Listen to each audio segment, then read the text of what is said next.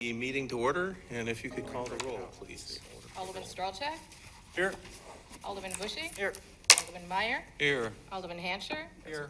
Alderman Gero, Alderwoman Schneider, Alderman Nurbin, Here. Mayor Word. Here. So I'm not going to say much, but I guess we'll start with a little bit of an overview of what we're doing, and we'll take it from there. Sure. Thank you, Mayor, members of the council. As you know, we have been fully ensconced in budget mode here at the city since the very 1st of July. And tonight is one of 2 workshop meetings that we're hosting with members of the Common Council, working as the Appropriations Committee, obviously, to review and understand and hear from our individual departments across the city organization, as well as the library staff. And tonight we've got a workshop which will cover the administrative departments, which are generally housed here out of City Hall, as well as the police and fire departments and the library, as I mentioned. Justin, if you'll go to the first slide, just to provide the council with an update before we start rolling through the individual presentations this evening. As you all know, a preliminary draft budget was delivered to the council last Monday, and that was a binder that contains many tabs, which included a mid-year financial update for fiscal year 2019. Additionally, there was an update on balances in all of the city's funds, the general fund, the capital projects fund, and all the special revenue funds that the city maintains. Additionally, in that binder was a mid-year personnel update, providing an overview of what's been going on from a hiring and promotions standpoint across the organization, as well as a preliminary draft budget with the numbers that staff had available as of the first week of September. Now, I will tell you, as we jump into the workshop meeting here tonight, there are still a couple of revenue numbers that are uncertain at this point, which we probably won't have until right before we get into appropriations during the first week of October. So the budget in its form right now, bless you, is still in a draft form, although mostly complete form. So we will be providing some additional updates as more information and more data figures become available. Also in the binder that was distributed last week is the 5-year capital plan that the city departments put together on an annual basis and update accordingly, and a 10-year financial forecast spanning the fiscal years 2019 through 2028 that was put together by Finance Director Tom Watson and his staff. So you all should have all of the long-range planning documents that we normally provide ahead of the budget process for you to review over the next couple of weeks as we head into appropriations during the first week of October. As you can see on the screen, we reviewed the community survey results as a committee of the whole last week. That's certainly pertinent and topical information that all of us should have front of mind as we begin to make spending decisions going into 2020. Tonight, obviously, is the first of 2 budget workshops, and this coming Friday, we'll actually be delivering a second follow-up budget document, the draft budget document that you've been used to seeing over the last several fiscal years, which will include additional narrative information on all the departments, performance measures, accomplishments from the current fiscal year, as well as objectives that are outlined for next fiscal year, a much more in-depth version of the budget rather than just the preliminary numbers that were shared with you last week. We'll continue with a second budget workshop next week, highlighting the Community Development Department, the Public Works Department, and the Parks Department, and then we're looking to get that Appropriations Committee meeting tied down for the first week of October. Well, we've all but one alderman has responded. I won't put him on the spot. And we will have a quorum for October 3. Well, that's great. What? 1 or 3? 3. No, for October 3. Okay. I think you responded, didn't you? Yeah. I'm Okay. available whenever you need me. So that, which while that may be, we try to keep things on Tuesday nights, and I know for at least one of our members that becomes a little more difficult because October 1 is Rosh Hashanah, and we're down one alderman, just as far as our general number, we would by necessity be down to 5. And that we didn't think was ideal. Now, I don't know on October 3 right now, we only have 5 committed. So it becomes kind of a similar issue. We will have one absence for certain, one alderman missing, and then I don't know about our 8th member, but I think given the choice between the 3rd and the 1st, considering the reasons why the 1st doesn't work, we should do it on the 3rd, and I hope that everybody else can make it. And even the one person who said he couldn't be there hedged a little bit. He might be there, so. Okay, so right now we're aiming towards October 3rd for our initial Appropriations Committee meeting. As may have been shared with all of you last week during the council meeting, our October 8th council meeting falls on Yom Kippur, and we are going to be canceling that meeting due to a lack of a quorum that evening and rescheduling that meeting for October 15th. Given that we will all be getting together for the normal council meeting on the 15th, we've earmarked October 15th as the second night for appropriations to meet as well, if that meeting will be necessary coming out of the first week of October. So you see that date there on the slide. And then naturally, assuming Just to explain, the reason why we have a quorum for the 3rd but do not have it for the 8th, even though in each instance it might only be 5 members, is the council requires 6 to have a quorum. The Appropriations Committee does not. It simply requires a simple majority. Thank you, Mayor. And then, as you can see, we'll be moving towards wrapping up the budget into later October and early November when the budget's adopted on November 12th. So that's just an update, kind of what's been happening here at City Hall. Obviously, things have been very busy on the budget development side, and all of you are going to be very busy on the budget deliberation side over the next couple of weeks. But hopefully, we'll have a good outcome when it's all said and done. So with that, I think we're going to jump right into the workshop presentations. And Justin, if you would fast forward, we're going to start with administration, which really covers the following functions and/or divisions here in City Hall, including my office, the city clerk's office, the finance department, the IT division, the city assessor's office, human resources, which is actually a component unit of the city administrator's office, and legal. And if you look at those 7 divisions lined up on that slide, you can see that there's a lot of effort and resources put forth towards supporting the governance side of the organization through my office and the city clerk's office and the legal department, supporting the council and our boards and commissions and the overall strategic direction of the organization.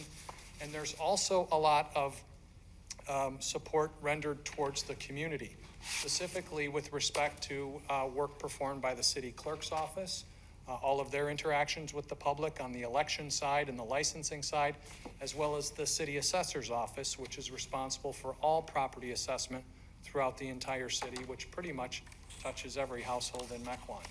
And then we've got our internal support functions, which are finance, information, technology, and human resources. And taken together, those 3 divisions really support the broader organization, the police, the fire, the public works, community development. They're working every day to make the organization go so that we can provide the services to the broader community at large. So that's an overview of what I'll be talking about here for the next couple of minutes. Let's keep rolling, Justin.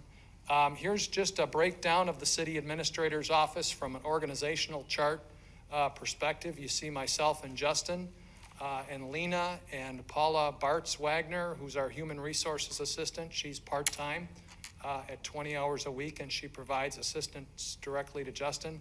And then Mr. Sadak, the city attorney, is over there as well. So those are the 5 positions that support the city administrator's office: 3 full-time, 1 part-time, and 1 contractual position. Could I interrupt, because there's one area that's addressed in your memo that doesn't appear to be on your slides, and that's the common council budget, which comes actually sequentially before the administration. And my only question there is the numbers that were in the 5-year budget summary don't appear to align with the numbers in the budget book that we got. For 2018, it says 81,838. It looks like there's a big jump for 2019 to 96,317. But I don't see the 81,838. The numbers that are contained, I believe, on page 4 of the, well, let me jump. On the table on page 3 of the administration packet are the actual adopted budgets for that fiscal year. Okay. So to the extent that a budget may have been amended during the course of a fiscal year, Thank you. or been recorded as an actual number below that, these are the actual adopted numbers that were adopted by the Common Council on a year-over-year basis. And why? Okay, I see. Thank you. Was there another question? Nope, I've resolved it. Okay. So let's move on to the next slide, and here's the city clerk's office. And at the top of the clerk's office is Carolyn Fox, who you see regularly here at our council meetings on a monthly basis. She is supported by 2 assistants. Reggie Rogers to the left is a full-time administrative assistant, and Kathy Andrzejowski's part-time, and she works a lot on agenda management and preparing minutes and providing the legislative support function within the city clerk's office. So you've got 2 full-time employees and a part-time employee in the city clerk's office. Lastly, we'll go over to finance department, and the pictures are a little smaller here because it's a little bit more spread out. But at the very top, you see Director Tom Watson, who oversees many functions and divisions within this department. He is supported directly by Caitlin Krieger, our assistant to the finance director, off to the left, and she oversees 2 full-time administrative assistants, our payroll clerk and our utility clerk, Jean Helm and Pam Zamansky, respectively. Tom also oversees the assessment function, which is outsourced to Grota Services, Grota Assessment Services, and IT, which is Len McCaw, our IT coordinator. The assessor's office is also staffed by a full-time city employee, Carolyn Vogel, who serves as our on-site assessment technician and who's available during normal business hours to assist the public. So all in, you've got 5 full-time staff within the finance department and then 2 contracted firms which provide assessing and IT service. So those are the 3 main departments that we'll be talking about here for the next few minutes. And here's just a sampling of some of the services that were included in the memorandum. And you can see it's a pretty broad spectrum across all of these various departments and divisions: agenda management, budget administration, communications, employee benefits, labor relations, all legal services, workers' comp, special events, including Taste of Mequon, all risk management functions on behalf of the entire organization, property assessment that I mentioned, and all local election administration. So a wide variety of services provided by, about 10 to 12 full-time staff and with some part-time support and some contracted services support. And again, those services are directed towards serving the community, helping to lead the organization, and providing internal services to the organization as a whole. Here's the 5-year budget history that was shared within the memorandum. And as you can see, over 5 years, or 4 fiscal years, 5 budget years, the total combined budgets for all of these areas has gone up by just under $35,000. All in, that's 1.7% since 2015. So on an annualized basis, we're seeing about a 0.4% increase across these budget areas. So not a lot of additional resources have been provided. The one jump you see for 2016 was when we brought in Grota Appraisals to be the city's new assessment firm after the current city assessor at the time resigned mid-year. And so we were kind of in scramble mode, and we put a quick bid package together, and they were the selected firm, and we had to pay a little bit more to bring them in. Let's keep rolling, Justin. Current efforts, as outlined in the memorandum, include the human resources supporting the Police and Fire Commission towards their efforts in developing a policies and procedures manual, which will govern all hiring, promotion, and discipline processes that they are charged with administering. The IT division is leading a organizational-wide migration towards Office 365, which is going to allow us to use the cloud storage instead of server storage, and we're going to be probably realizing some cost savings going forward on hardware in the next couple of years due to those efforts. The Finance and Personnel Committee is Never gets cheaper. Sorry. conducting an annual review of the annual fee schedule, and we kicked that off earlier this month, and that'll be continuing into early 2020. The Human Resources Division is rebidding our life and disability insurance. I think it's been, 20 years we've been with the current insurance providers, and we think there's an opportunity potentially to save some money on those costs for the city across the organization. Obviously, we're addressing vacancies for District 6 with the recent passing of Alderman Schneider.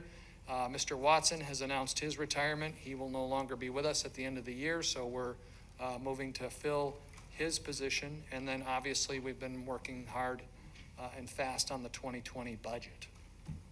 Some of the concerns and opportunities outlined in the memo include employee turnover. We've been averaging about 10 to 12 new hires a year since 2015. And if you look at the full-time equivalency included in some of the preliminary budget documents, we've got about 115 full-time equivalents across the organization. You do the quick math, that's about 10% turnover per year, and a lot of that is attributable to the number of retirements that we've been experiencing across many departments. We have an older, aging workforce, a lot of retirement-eligible employees, and they are choosing to pull the trigger and move on to the next phase of their life. That's keeping Justin and Paula very busy on the HR side, and we're seeing a lot of new faces and a lot of new energy coming into the organization. We've recommended a revaluation of all city properties here in Mequon. The state currently stipulates that the assessment value for properties must be within 110% to 90% of the market value of properties. Right now, our assessment ratio is 93%. We were up above 100 the last couple of years, but the pendulum is starting to swing, and staff is recommending that we perform a revaluation here in 2020 going forward, so we can bring that more in line with the 100% target that we'd otherwise want to hit. Talked a little bit about IT funding, specifically on the capital side, and I think you're going to hear throughout these presentations over the next 2 nights about some of the funding needs and concerns from a capital perspective from some of our departments. Obviously, there's only so much money from a capital perspective that can go around. We've got some larger departments to support, specifically Public Works, Police, and Fire, and sometimes there are some hard decisions that need to be made, but we're getting to the point where some of our hardware is becoming obsolete, and as we move towards newer and more advanced software packages, we're going to need that bandwidth and that horsepower to power those programs for the benefit of the organization. We're also recommending a strategic plan, or the council consider engaging in a strategic plan. We've got an opportunity to translate some of the survey results that we've received recently, as well as having a lot of new faces on the council to maybe set a strategic blueprint for the organization and the staff over the next couple of years, translating your policy direction into action and a plan moving forward, which would give staff really a helpful hand in terms of determining our priorities. Public communications, you've heard about this as a priority over the last couple of years. We continue to advocate for identifying over time a point person on behalf of the organization so that we can be more proactive and less reactive in our public and external messaging and communications. Right now, public communications is spread across many individuals and many departments, and I'm not sure we're doing the best, most professional job in terms of messaging and being proactive with the community. There was a section in the memo regarding automation opportunities, specifically within the clerk's office, maybe going to paperless agendas through either dedicated laptops or tablets for council members. There's a licensing module within Munis that we would like to take advantage of and tie that into our central database. And Carolyn has also put forward a recommendation on records management and adopting a state-of-the-art system which would help us with document storage and retrieval when providing information to the council, committees, the public, you name it. Lastly, we've got two of our major outsourced contracts coming up. They're both due to expire in 2020. The next several months or the next year may be an opportunity for the council to step back and look at how we're providing legal services and IT services across the organization and whether or not the current arrangement makes sense moving forward into the next decade. So those are some of the concerns and opportunities, and frankly, these encapsulate a lot of the recommendations that were included in the memo as well. And Justin, if you'll move to the last slide, these are the 5 recommendations that were included in the memo in your packet. I talked a little bit about a revaluation and the need to make sure that assessed values are consistent with market values in the real estate market. Strategic plan would be a cost to the city if we wanted to bring in a consultant and spend a day or two looking at the bigger picture. We think we can do a compensation analysis next year at no cost to the city. HR has some experience with performing those types of analyses, and given our pay plan and the size and the scope of it, this could be done in-house at no cost. There may be some costs coming out of the analysis, but that would be for us to consider a year from now. We've talked about public communications, and we've talked a little bit about records management. So those are the recommendations. Some of the other staff from the City Hall offices are up here this evening with me. If you have any questions regarding any of the information contained in the memo, we'd be happy to answer those at this time. And that does it for our presentation. So, Excuse me, I'm sleeping. Alderman Bushy. so just looking through the numbers, and first of all, Tom Spock can be replaced, but Tom can't be. Appreciate all these documents. High integrity, appreciate it. So if there's a mill rate, just want to make sure my numbers are right, of 1 cent, then that, first of all, amounts to an additional $46,000 in revenue that can be used for some of these additional items, correct? So then, working it backwards, if somebody has, say, a $300,000 house, then that's $3 more for them to pay each year. So then, okay, so then if we go 10 times up and say if 460,000 is needed, then it's going to cost them $30 a year. Okay, I just want to make sure I get all the numbers, bases, because that's those tough decisions. That's a good question to ask at the outset. And then a quick follow-up. Value of 1 penny. Lots of 1 pennies. So people are going to come here with the bags of pennies. So then we know that the town center, the area, TID, is supposed to roll off, I believe, around 2028. And then the revenues from there will start going in with the additional revenues. Are there any other TID funds that would be prior to that would be met and then coming in any prior year that you estimate? Yeah, I think, excuse me, there's the 10-year forecast. It's got some narrative in there. TIF 2 should close in 2027, I believe. I think that's going to add about $20 million to the tax base, rough and tough based on today's value. So Be clear because people may not associate what a TID is from a number. TID 2 is the industrial park. industrial park. Those are the phase 2 of the industrial park along Dodgers Bay. Right. So that would close within its 10-year window that covered the forecast towards the end of that. So 20 million is good money. It's not tremendous. TIF 3 is obviously going to make a much more of an impact to the city when that closes.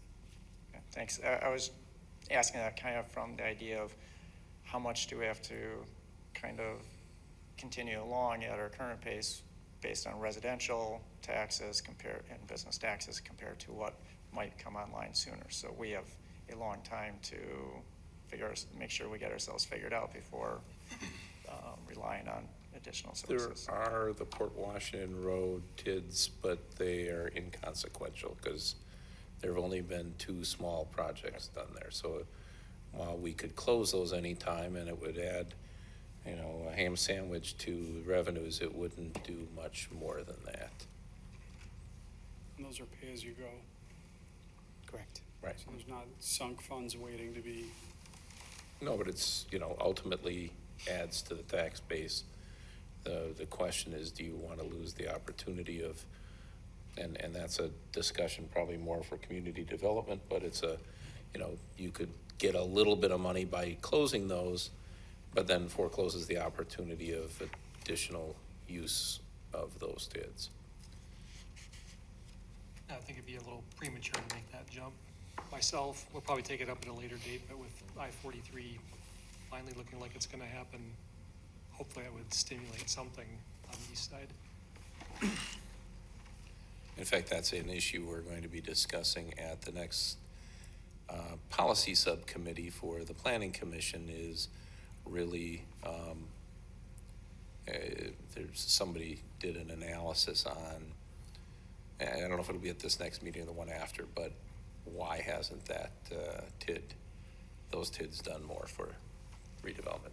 Alderman Meyer. Yeah, so the bottom line is that there's no major developments going to increase any amount of revenues that we have. There's some residential development that we have. That's basically about it. And any major things that come in from the different types of town centers all goes to the TIFs, or the TID, so. There is some new Bottom line development is- in the city, but that's baked into the numbers you have, right? Right. I was very conservative in the estimates. Short of a lot of major subdivisions going in, there's no big mover, Yeah. nothing like TID 3 going on right now. Alderman Urban. I know when we took on Grota appraisals, we acknowledged there was a higher cost for that service. We thought we might realize a little better service and make a little bit of that back. Do we have any evidence to support that's happening, or do we really need the reappraisals to happen first before that's gonna really kick in, or anything to comment on that? Sure. I think they've been a tremendous partner for the city. They've definitely got a value add with staff and the public. I think they've been much more, I wouldn't say aggressive, but conscientious in following up with construction permits that get pulled and making sure those are updated in the database and the records and the values reflect that follow-up. Mike Roda has a very deep bench. So we're not hitching our wagon to just a one-man operation like we did in the past. They are not inexpensive, I give you that, but I think you get tremendous value. And it's kind of, you get what you pay for. Okay, just want to make sure that was still holding true. I believe it, yeah. Do we want to talk about individual recommendations or do this as an overview? I guess the revaluation, which is maybe only 2 of us on the council have been through that painful process. It is a painful process because there's a lot of misunderstanding in the community. It doesn't raise additional funds. It simply rejiggers the, and while we're only at 93% right now, and therefore legally we don't have to do it, and I had a long conversation, Will and I did with Mike Grota shortly after I was elected. First of all, it went down 3.07% from the last year to this year. So if it does that again, we're going to be 1/100% away from that 10% number. But the other thing is, that's the average, which means, and there are homes that are probably 20 or 25% underassessed and 20 or 25% overassessed. And what ends up happening in a revaluation is it re-equalizes everything so that people should be on a more level playing field, so that somebody isn't getting the value on our records are really low, and therefore they're not paying as much as they should, and somebody else, it got out of whack and they're paying, they're paying way more. Last time, or the time before we did this, the average assessment went up 17%. What ended up happening, of course, is when people first saw that, they screamed bloody murder. Oh my goodness, my tax rate's gonna go up, my tax rate. And the reality is, if you were at 17%, you should have received no tax change. It's only the people who varied, it's the variation from that 17%. That's when you do it, part of the communication you have to do to make sure people understand that a change in their assessment doesn't necessarily mean a tax increase. In fact, it may mean a tax cut. Just overall for the city, We actually adjusted the mill rates on that Yeah. at that same time when that came up, so Right. that dropped. So, but So what's the advantage then for us doing it in advance of the actual statutory need to do it? If it's painful, it doesn't bring us any more revenue. because it's equitable. I mean, there's an equity factor. If somebody is being way undercharged and somebody else is being way undercharged, and the idea is to try to, some communities do it every single year. Now there's a cost to doing that. It's not as much as the cost for any 1 year as what we're doing here, and therefore the way we do it is probably, it is cheaper, but it keeps that balance. People don't get as crazy about it.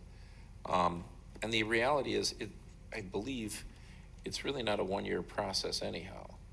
So by the time this is done, assuming we haven't had a market correction, which of course could throw everything off, we will be beyond that 10%. So that's the other reason you look at doing it now rather than doing it after you've hit the point where the state is sending you, I don't know if they actually send notices, but saying, hey, you're now in violation. There are other communities that, while they don't do it every year, some communities do it on they set a periodic basis, 3 years or 5 years. This is, from what I can tell, the longest the city has gone without a revaluation. I think Alderman Strelchek had raised his hand first. Oh, No. someone else can go before me. Alderman Urban. I think the mayor's point is well taken, that the average being off isn't a problem in and of itself, but it's the deviation From the above and mean, below that. And I yeah. know if you pay attention to real estate and see what things go for and check up on what they're assessed for, there are instances where it's way above or way below what's going on in the market. And that deserves to be trued up. There's some pockets in your district, which you may or may not be aware of, Alderwoman Schneider, that I used to get consistent complaints that they claimed that they were being overassessed, and you look at what they go for, and I could see where people would think that. And there are communities that have let this go wildly out of control. I used to live in Shorewood, and I think when I left, we were at 80% or lower of the assessed value. And it's just indicative of the process going far too long. And not only does the average get off, then the deviation from the mean for everyone gets way off too. It's just horribly inaccurate and inequitable. It's better to be out in front of this. Of course, nobody wants to spend $230,000 or whatever the number is. Mr. Administrator. Externally, we have also been getting indications from many of our peers in the surrounding communities that those respective communities are also undertaking a revaluation. Specifically Thiensville, Grafton, West Bend. Do you know of any other communities? Germantown is finishing up. Germantown. So a lot of our neighbors are up against the same situation, and they are choosing to go forward next year. Or they're already in the process of moving forward towards a reval. If you look on the screen, Mr. Grota prepared a proposal at the mayor's request, and he identified 4 options for moving forward. A full revaluation is $750,000. A walk-around revaluation would be just under $500,000. I think Mike was recommending possibly a market update, which is just under $250,000. And as the mayor pointed out, this would likely be a two-year process, 2020 and 2021. So if you look at that figure as just a working number, that cost could be spread over 2 years.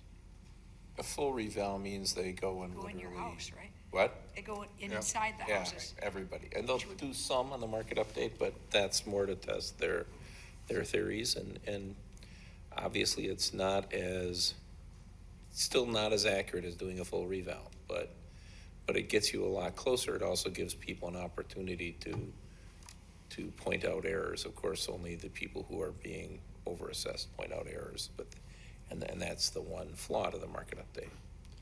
The last time it was done, which way was it done?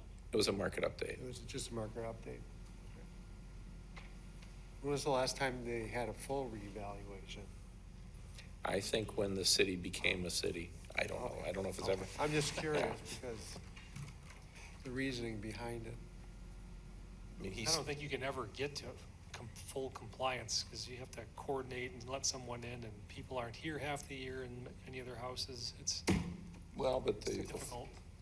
people who don't, I mean, if you're requested to allow an inspection under Wisconsin law and you don't, you're deemed to have accepted whatever the heck the assessor says your property's worth. There's a, You're not required to let somebody assessor in your house, but if you don't, then you have a consequence. So when a person buys or sells a home, there's a certain amount that the city comes in and appraises those anyways.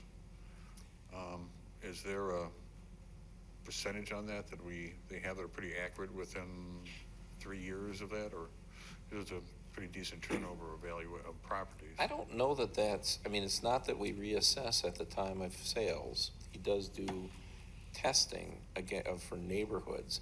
And before we do this, we're not gonna approve a contract during this process. I think this is something that will go, again, we're doing budgeting, not doing approvals, and this would be something where the details of it, we'd go through in committee and at council.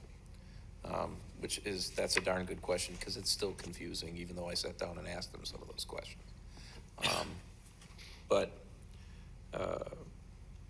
It's something the council could say no and kick it down the road an additional year.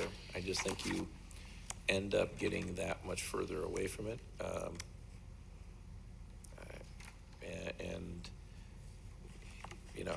I think it's the appropriate thing to do, but Alderman Strelchak. I also think the longer you wait, the greater the deviation on some of those properties is. Where people have been overpaying for so many years, then they get reevaluated at a lower amount. They've been overtaxed for that amount of years. And the same thing, if they've been undervalued, the shift might be a larger financial burden for them when that new tax bill comes in and it does get trued up. If we do let it go any further, let's say it's, over 10%, well, maybe that tax bill for them, maybe they've been undervalued by 20%. Well, that's a pretty big jump. The more that we true this up and we stay kind of on top of it, the less the impact to the residents going forward. And again, to reiterate what the mayor did say, as you reevaluate all the properties within a community, you're still taxing a certain dollar amount total to the entire community. So it just gets spread out in a different allocation. This isn't a tax raising strategy by the city. This is just merely having people pay what their home is valued at. Some communities use it as one. Right. And that's why it's wildly misunderstood Right. in the general public, yes. Yeah. Circling back to a couple of the other items, again, that you brought up, public communications, I've been an advocate for this since day one. This has kind of been a squeaky wheel item for mine.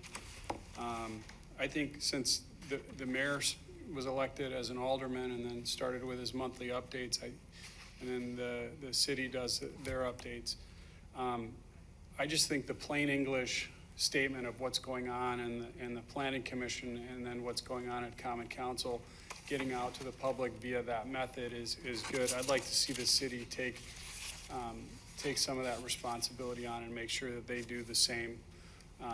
The mayor's doing an effective job, but, you know, ideally, he'll be a mayor for 30 years, like, you know, or mayor or alderman for I 30 won't years, be. like Mayor. I can Mayor automatically Abendroth, tell but- you that right now. Yeah. But, you know, again, there's a sunset For to 3 what's years. happening now, and there's a sunset to what's happening now, and I think it's a really, I've had more people come up to me and say how they just appreciate the plain English communication as to what's going on in the packet. It doesn't create hype, it just merely identifies the issues, and if people want to read further, they just click on and they read further. So public communications to me is just going to be huge. Strategic planning. Hey, hold on, before we go through all of them, and I do think we need to, I raised the one because it was the first one. Sure, yeah. You're going to notice in these workshops that each and every group has 6 or 8 things or some, and we're not going to be able to do all of these. So I think more this is an opportunity to ask some questions about why it's included rather than taking a position, and I mean, you can, but I think you're going to have to look at the totality of the circumstances before we, and maybe I presented the reval a little bit wrong, because we're not gonna, it'd be nice, but my guess is we're not going to raise the tax rate $1, and that's where you probably have to make every department and every group happy with the results. So even Will, who, and he and I talked about this earlier today, these are all great things that are on this list, probably doesn't expect that they're all gonna happen. Maybe that none of them do. So just keep that in mind, because on that, we're gonna walk through the 2 days of workshop and go, yep, all great ideas, great ideas, great ideas, and be absolutely astonished with what comes back to us. Yes. So back to the public communications, why I like the city doing that versus other people. I don't know how many times we've sat at either planning commission or common council, and there've been a major group of people that come in, and we simply explain kind of what the vote is about, what it is, and they were objecting to it in the beginning, and then suddenly they're not objecting to it, or they understand why it is. They just want to kind of state their position, and I appreciate people speaking out, but I just think the public has overall been underinformed by the city on things that are going on, and they're relying on news media, and news media is trending. Can I try to do this one more time also? It's now 6:45. You've interrupted me twice, and I'd be done already. Yeah, okay. Respectfully. Well, you moved on to a different one, and then I interrupted you. Okay. We've got 4 groups, and if we take an hour on each, we will be here till 11. Do what you want. I'd like to see public communications funded. Just a quick question on the evaluations. The difference between the bottom 2, it seems, is reconcile existing property record card data and computer mass appraisal system is the difference. What is that? The mass appraisal system is our software, so that's more of a statistical driven exercise than in the field as much. So, but the more expensive one, the third from the bottom is to reconcile the existing property record. That's the addition thing. So that's not the statistics, just doing statistics. Yeah, it's more involved than just statistical. Just wanted to It's- differentiate. Trying to figure out what should be in the property records as opposed to using what's already there. I think that's the Correct. difference. Thanks. Alderman Urban. With regard to the communications coordinator, I'm uncertain, but doesn't the school district have a position like this, or had envisioned having one? I don't know if there's any opportunity to share one. I thought they were trying to hire a part-time person a couple years ago, and it's hard to find part-time people sometimes. Maybe just a consideration if this really becomes a thing. Maybe there's an opportunity to share. I don't know if we could get it effectively done with one person for 20 hours a week, and the school district would have 20 hours a week.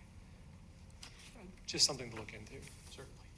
think they have a full-time position dedicated to administering and overseeing their communications platform, and that person is then supported by another full-time position as well. Okay. I think they've got two dedicated communications people. Must be thinking a few years ago, they trying to do it with a part-time person, and maybe they found that wasn't working. Definitely cost sharing and job sharing is certainly an option to look at if we weren't in position to pursue a full-time. Anyone else on administration? Then how about, then thank you, and how about the police department? Chief?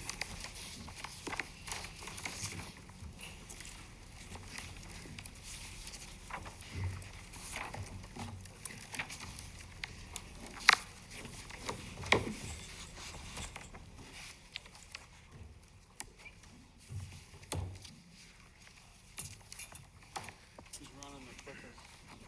It's all about messaging. I'll probably talk and run the clicker. 2 speeches in a day. I know, it's crazy, isn't it? I went too long this afternoon, so let's you were great. hopefully we can start that up.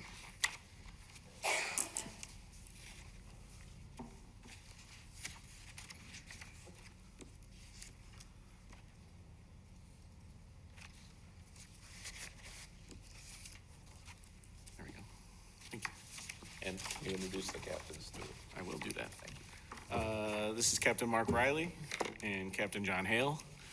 Pat Pryor, your new chief. All of us are relatively new in our positions. I'll talk about that in a few minutes. But we're gonna just take some time to present to you. I passed out slides for you guys to have because I'm gonna go through them, try to go through them quickly so that we don't take up too much of your time. But there are a couple that I will focus on, and then we'll talk about the recommendations at the end. So, why is it blank? There we go. Just a quick overview of the department. We have 39 sworn law enforcement officers, and I'm going to do this actually. Oh no, let's go back. This looks a little bit better. We have 10 dispatchers, 1 dispatch supervisor, executive assistant, a records assistant, and then we have 18 of police auxiliary officers, which were formerly called the police reserves. Looking at our organizational chart, I didn't make it big enough, Well, I your guess. IT person. What's that? And I know. Okay. I'm in on that. Whoa. Where'd he go? Looking at the organizational chart, this becomes important in a few minutes when I want to talk about adding a 3rd supervisor. But right now, the operations captain is overseeing about 13 to 14 people. And so we're going to talk in a few minutes about adding an additional supervisor, which was recommended by the study that the city conducted back in 2017. But right now, the organizational chart as it stands is current. The IT guy is on there underneath the administration captain, but it's really small. Don't put your glasses on, you're making fun of me now. So right now, there's a little bit of a discrepancy, I think, in how I would like to see this. So I would like to see this changed a little bit, and we'll talk about that in a few minutes. Different divisions and functions. Ultimately, we have 3 budgets that we work off. We work off of the police budget, the communications budget, and the police reserve or auxiliary office budget. So we are broken down into those 3 divisions. The primary, obviously, is the police department. The police department supports the detective bureau. We have a canine officer and all the different specialties positions that we have, and I'm not gonna go through each one of them for you. But a lot of the things that we do, obviously on a day-to-day basis, traffic enforcement, drug enforcement. We have our Citizens Police Academy. We do active shooter training for the community, which has become an unfortunate necessity. We do our own in-house dispatching for 911 and emergency dispatch, and we dispatch for the fire department and EMS as well. So we are there 24/7, 365. We are always there. So if you want to stop by and see us, you can stop by anytime. There is always somebody around. We have dispatcher. We have 1 dispatcher that works on midnight shift. That's usually the person that's in the office, but sometimes there's a sergeant there doing paperwork. A lot of the things that we do obviously are law enforcement related, and I think most people in this room understand the different things that we do and all the different tasks that we do, so I'm not gonna spend too much time talking about that. The one thing that I will say that's gotten extensively more difficult is open records. With the introduction of a lot of video and things in today's society, open records has become basically a full-time job for our records assistant. She used to do a lot of typing and different things like that. Now she's pretty much focused on all open records requests, making videos, copying videos for the district attorney's office, for the general public, whoever comes in and requests them. And our dispatchers are doing a lot of the typing of reports and the more secretarial things besides the dispatching things now. So just became necessary because of all the different things that are being requested. Just a quick look at our calls for service. Obviously, they're increasing. You know, a lot of this is due to some proactive things on the part of the officers, and a lot of it is due to just we're getting to be a bigger city. You know, we've got a lot more things going on, a lot more activities, a lot more people coming into the city during the day. So our calls for service are increasing every year. Looking at the budget, and this is focused on the police department budget right here, this particular slide. So basically 95% of our police department budget, if you include training, is people. So that doesn't leave us a lot of room to play with for equipment and all of the different things that we need to make sure that the officers can get their jobs done on the street. So that only leaves 5% for the different things that we have going on. And actually, I would argue the uniforms and incentives package, there is an incentive package that the officers have through collective bargaining agreement that is a substantial part of that. That's about $24,000 a year. That's a fixed cost based on collective bargaining. They get a uniform allowance. So that's more of a fixed cost than a variable cost, but they're kind of wrapped together, so I included it here.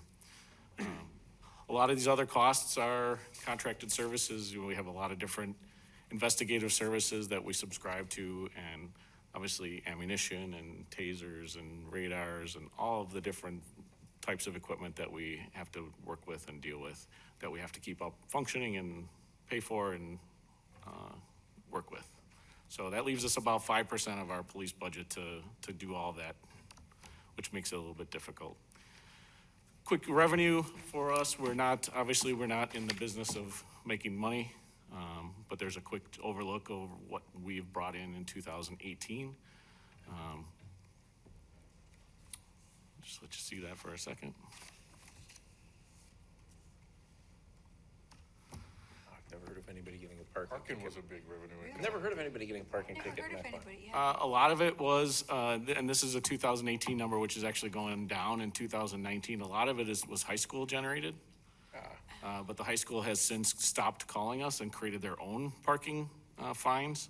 So now they're billing the students directly as a revenue source for them, I'm assuming. So a lot of our parking citations have gone significantly lower.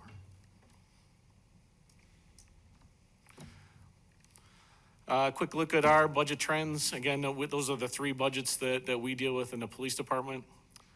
There was a little bit of an increase from 15 to 16. That is when they authorized, Common Council authorized a 39th officer. For years and years and years, we had 38 officers, and that's when we increased to 39, which is, God bless you, where we stand currently today at 39. Can we save any money on the reserves? No, I'm kidding. So the communication center has largely been sustained. All of these increases that you see here, again, with 95% of our budget being people, all of these increases are really just personnel and salary. So it makes it difficult for us to follow through with our equipment pieces. I got this in an email the other day, so I thought I would include it. Just kind of the safest cities in Wisconsin, we were 5th. Unfortunately, Cedarburg and Grafton beat us, which I was a little disappointed in, but still having 3 cities in Ozaukee County, the safest cities in Wisconsin, I thought was significant enough to mention. It's all subjective, we're safer. A couple other things. I just did a little bit of homework in our neighborhood here with other police departments. Our rate of sworn officers per 1,000, so how many officers we have per 1,000. The average nationwide in 2017, that is the latest number that the FBI had, was 2.4. We have 1.6 officers per 1,000 in Mequon, and you can see the comparing agencies in Ozaukee County. So we have the lowest number of officers per 1,000 currently. Along with that, what you could probably predict is the per capita police expenditures. We have the lowest cost per officer currently in the area as well. I found that Shaniqua one interesting, so I included that. Well, they only have like 10 people and they pay for one officer. It must be, yeah. So, but again, so right now, we're not spending, It's on the roof. you know, as much money as our neighbors per officer.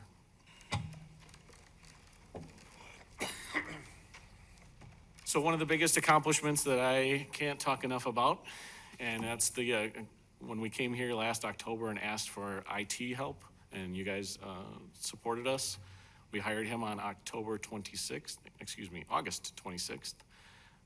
And he has been running since the day he walked in the door. It's been an extremely valuable and helpful tool for us to use in the police department. He's saving us money right out of the gate with different ways to find and purchase equipment that we need. He's able to build equipment from scratch as opposed to having to buy it off the rack, so it saves a significant amount of money. And he's also helped us with case work as well, which was one of the benefits that we were hoping for, but we didn't expect to realize it so soon. We had an incident where he assisted us with camera information because he has some specialty work in cameras as well. So he assisted us with an investigation already too. Huge asset for our department. I can't say enough about that. We have an all-new command staff as we sit before you here, so all of us are still learning our jobs and learning our different functions. We're working very well together. We're having a good time. Right out of the gate, I promoted a sergeant and a detective. And along with that came an acting detective position because the detective we promoted came from the Detective Bureau as the acting position. So we've been busy at the police department since May. We've been doing more active shooter training for public and businesses. I believe there's another one coming up at the rec center in October. And we get calls from businesses and we send officers out to assist those businesses as they call us. And we try to make time for them as best we can. Body cameras was another big thing that was in 2017, and that kind of goes to the records issues that I was talking about earlier with server space and things like that. Current efforts that we're working on, we're updating our department policies. I did this slide about a week and a half ago. I think we're up to like 75 now. So we are working quickly and diligently on updating all of our department policies, something that needed to be done and is getting done. We're starting to investigate a state accreditation process for police departments, which would force us to maintain in compliance and with best practice with the state of Wisconsin as a law enforcement agency. We are investigating a officer evaluation process because all of the rest of the people in the city are evaluated. Currently, our officers are not evaluated, and I think it's a great tool for them to understand how they're producing and proceeding in their careers, and I want to use that as for future promotions as well. So Captain Riley attended Northwestern recently, and one of the research papers he did was on evaluation processes, so we're going to get that going here in the department in the near future.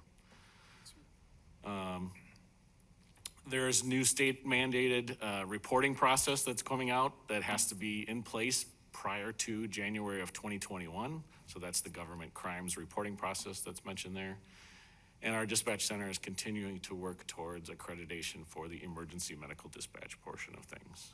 And that is them providing medical assistance and CPR over the phone.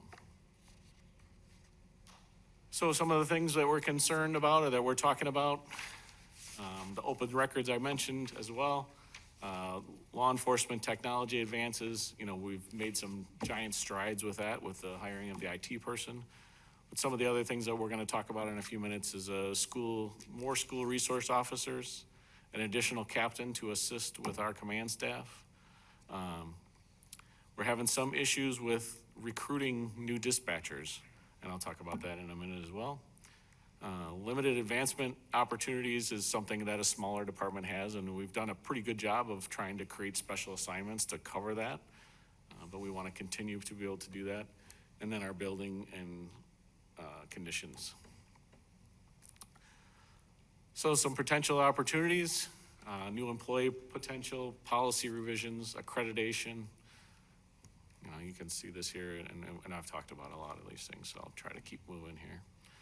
Some of the things that we're working with in society, obviously, is, a lot of the negative press towards police and things like that. So we always constantly work with that. Social changes, different demographics and standards have changed. Commitment of the next generation is talking about recruiting new officers. That's become more challenging as we progressed here. I mentioned this afternoon at a speech I gave at the Rotary Club that when I applied, there was 300 people that applied for our position, and actually all three of us applied at the same time. So 6 out of the 300 were hired. Now we're happy to get 30 or 40 people to apply for a position. So it's a big difference between when did we apply? 1999, 1998, 98. So it's something that we definitely have to work on. And obviously, the heroin and the drug trends that we're having, and now the vaping that's been coming out in the last recent history. So one of the things that I'm really going to ask for, the recommended initiative, the first thing that I want to talk about is capital accounts, as the city administrator mentioned. We created, and for years I've been creating detailed plans on these expensive items to replace. So some of these examples are in-squad computers. We replaced our in-squad computers 6 years ago. The plan that I created for them was a 5-year replacement plan. And the problem with the plan that I created is it hasn't been funded for the last several years. So we aren't able to move forward with some of these purchases because the plan hasn't been funded, and so there's not enough money there for us to be able to make those purchases. And I understand budgets and things like that, so that's what I'm here asking today. But these things need to be replaced. Our squad laptops need to be replaced.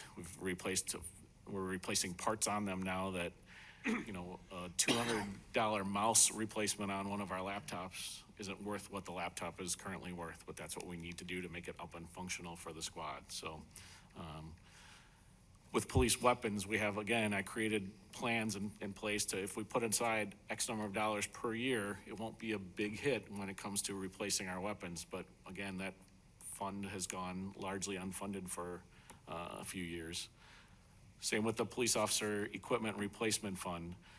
That plan is where we purchased our squad and body cameras, and we had a 3-year lease with that program, and that particular purchase, the amount that's been deposited is less than what our lease payment is each year, so we're actually going in reverse on that particular capital project. So police vehicles, obviously vehicles have gotten extremely expensive, and Ford was kind enough to change their design this particular year, which required us to spend more money than we would have normally spent because they changed the body style. So when they changed the body style, the cages that we try to use from year to year don't fit anymore. And the light bars, they have to be reconfigured to fit, and we have to buy different mounting brackets and all these different things, the way they mount the radios into the cars. All of those things change when they change body styles. Now, hopefully, they kept the previous body style for 6 years, so we've been able to use that equipment over and over and over again for 6 years, but now we're in that cycle where we have to replace that equipment again because they changed the body style. So hopefully that's 6 years away from now going forward, but the plan that we created to replace certain vehicles each year, again, has gone underfunded. It's been funded each year, but it's gone underfunded based on the plan that we created, so it makes it difficult for us to purchase the things when we need to purchase them based on the plan that we created. And the rest, information technology, obviously, we have a lot of technology and we need a way to plan to replace these things. So, I talked about a lot of these, so I'm not gonna spend this, but, the squad computer hasn't been funded in the last 4 years. The weapons replacement system, part of the thing that we do we've had a large turnover, in the department.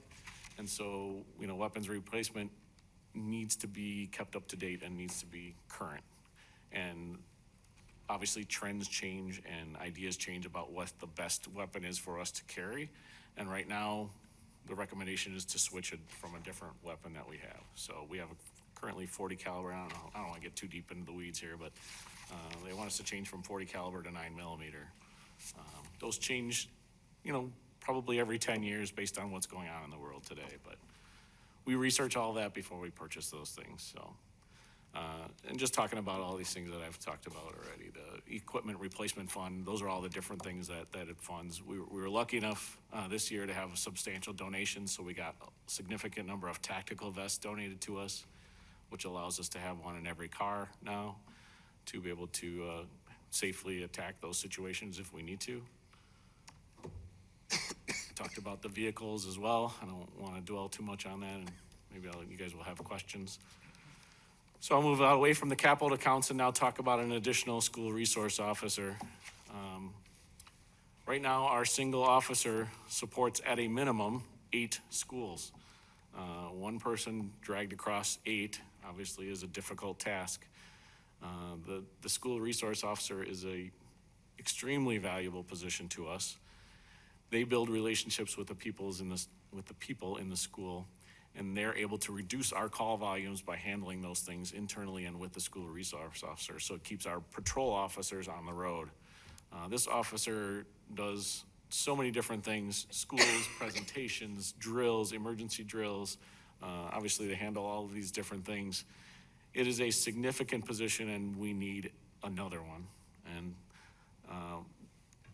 the city administrator and I have spoken with the school, and he can maybe provide a little bit more insight onto this, but we're hoping to get some contributions from the school as well to support this position, so. Which then means Thiensville residents are also helping to pay for it. Which would make sense. Yes. Yeah. So we would love to get at least a second school liaison officer for this year. Just more of the things that are going on at the schools and things like that.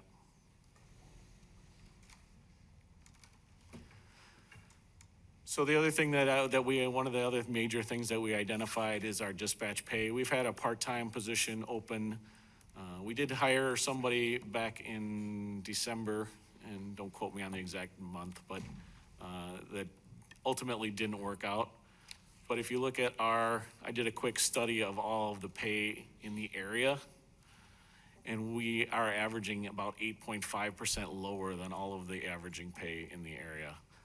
Right now, I just looked last week to see what the postings are, and we are currently posting at the lowest starting salary of the surrounding agencies. Makes it difficult for us to recruit.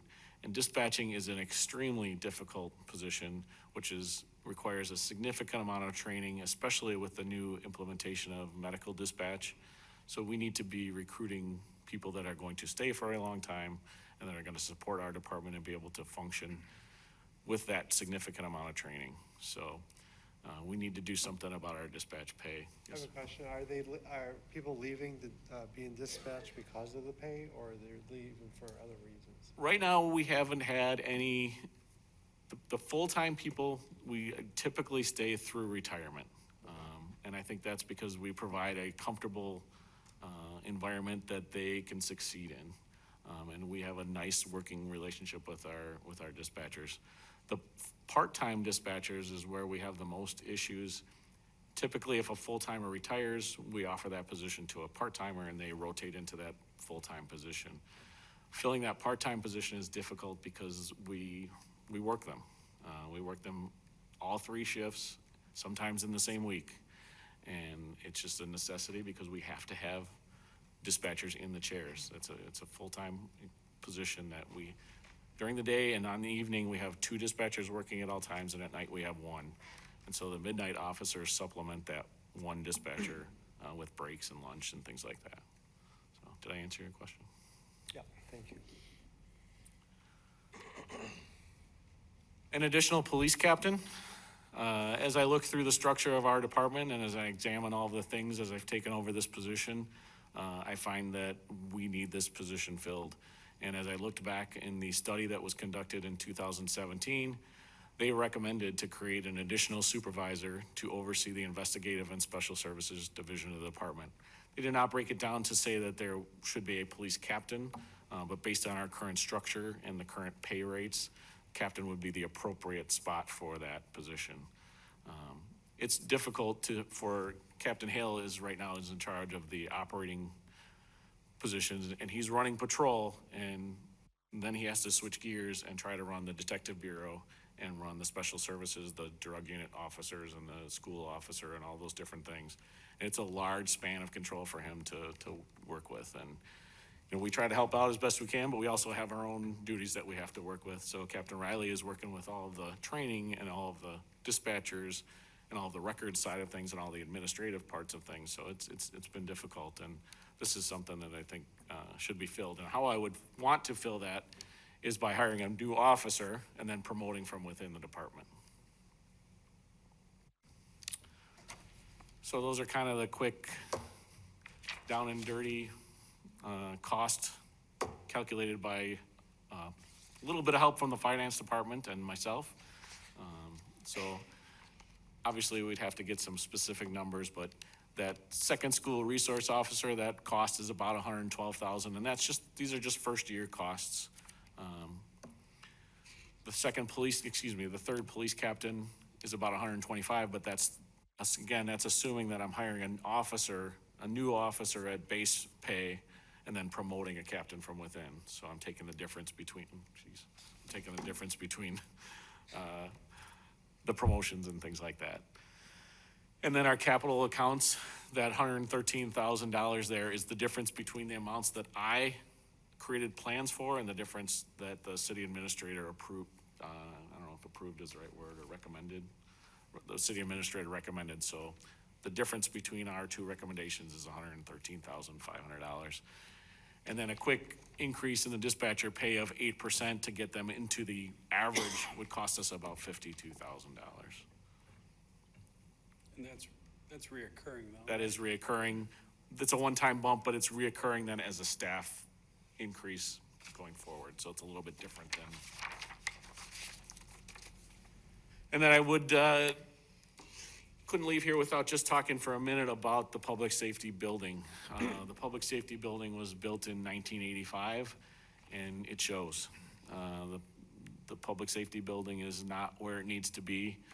There's some structural issues that are taking place right now. There's the walkway in the back that is sort of falling off the side of the building that they had to put some temporary posts in. There's a boiler stack that is leaking all over, and they can't fix that anymore.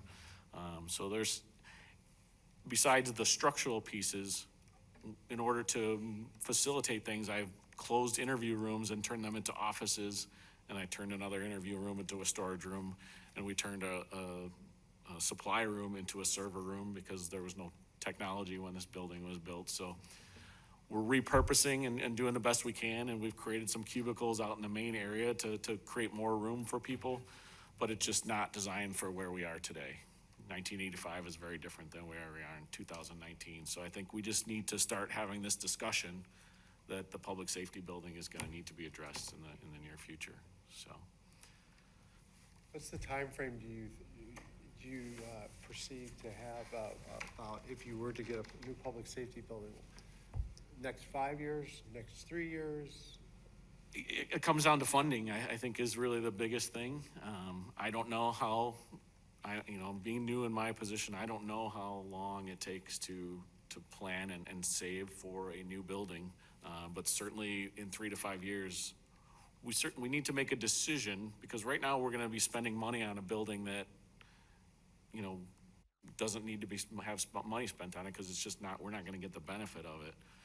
So I think we need to make some decisions that we are going to commit to a new building, and maybe it's 3 years, 3 to 5 is the number that pops out in my head, but I don't know realistically how long it takes us to make that happen. So that's something that we will have to work on together. Alderman Meyer?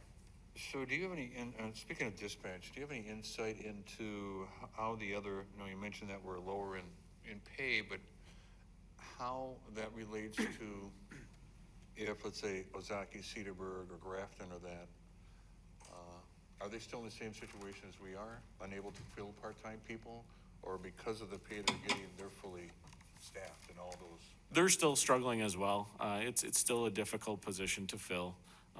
But they've been actually filling the positions and then having to refill them because the applicants aren't working. We're having trouble actually filling our position initially.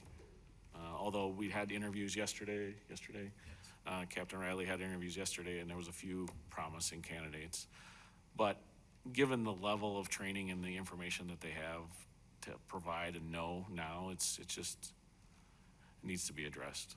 Well, I think the amount of responsibility that they hold, if we're doing that, and we got other non-essential positions, not here, but out in the public that are looking to get $15 an hour for stuff, and we're paying $18 an hour for the amount of responsibility that.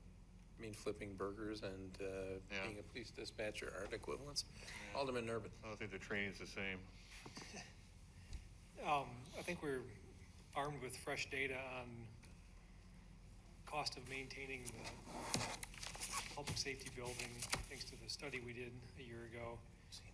I don't know what the numbers are offhand. I would venture to guess in the next 3 to 5 years, we're probably looking at a couple $1 million of deferred maintenance items that need to be taken care of. So I agree. I think the time is right, especially given all the development that's occurred in that area. The land might be worth a little bit as well. So I would certainly be supportive of that undertaking and at least starting the planning for that in the coming year. You're right. If it's not going to happen overnight, it's probably a 2 or 3 year process minimum. When does our bond funding, there's at least this year and maybe next year that it stays constant, and then there's some room? Well, our existing debt will decrease over time, but as my memo says, the city's in a cycle now of bonding for roads every 3 years. So given that cycle, it's likely that the recurring debt service is gonna actually go up to a plateau of about 3.1 million a year for debt service. Okay, so there isn't any relief, I don't think. No, it's short of either adjusting our road expenditures or funding scenario. It's Okay. likely the debt service is gonna remain constant. Alderman Strelchak. Couple things. School liaison officer, I completely understand the importance of having at least an additional person there. We had one when I was in high school years ago. A second one would be great. I would like to strongly encourage support funding from both the school and Thiensville for that role, unless Thiensville wants to provide a collaborative officer, because it is Mequon Thiensville schools. I don't mind it being under your command, because I think that the uniformity of the two officers working in tangent together would be, a benefit just to the position as a whole into the school. I do have a question on, I always struggle with we want to add an officer, but we want to add a captain. Can you highlight for me a little bit about why that need for a captain versus maybe another officer on the street, or something that might be a little more visible to the public? So that when we do get calls, people can get dispatched. We have a couple more people available to be dispatched. Can you highlight a little bit of that variance for me so I can be supportive of it in the future? I guess in my goals and vision for the department, I was looking to try and get the structure where I needed it to be to support additional officers, because I think there also is a need for additional officers. So my, view, or I guess vision for this year, was to try and get the structure in place that I think needs to be there to have the appropriate span of control, because right now Captain Hale, his span is larger than it should be. And it's difficult for him to focus on patrol and then repurpose and focus on the drug unit and what's going on with the drug officers.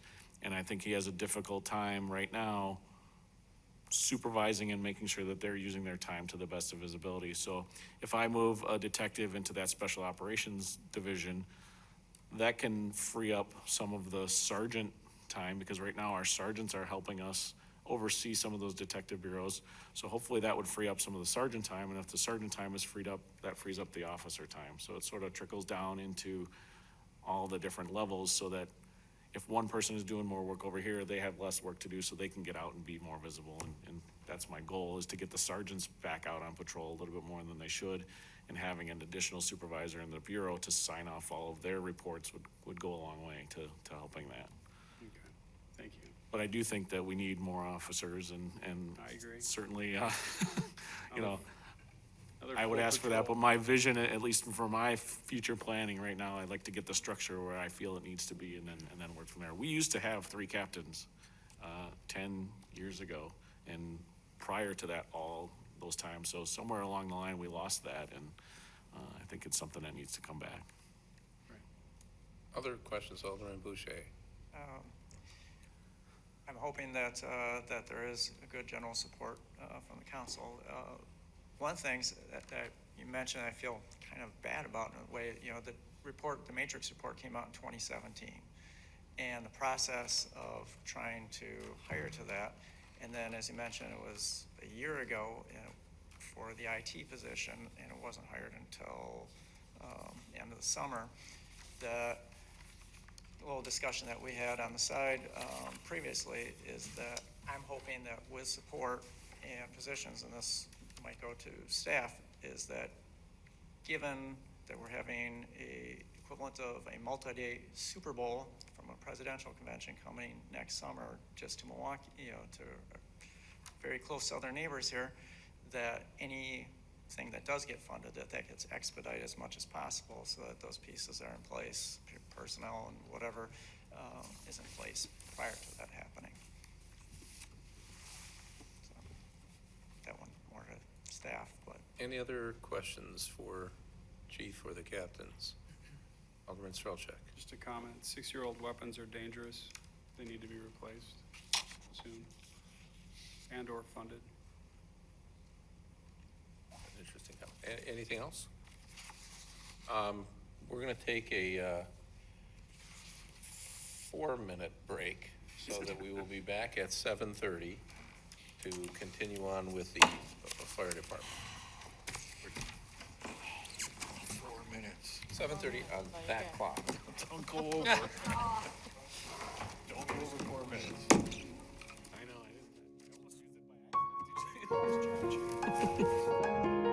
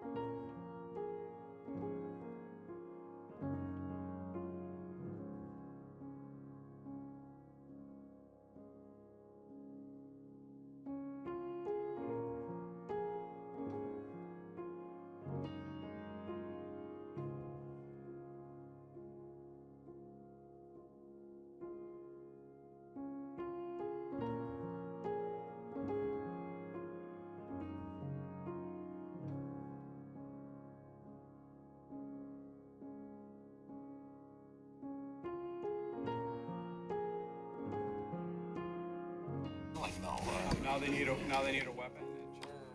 back in late, chiefs.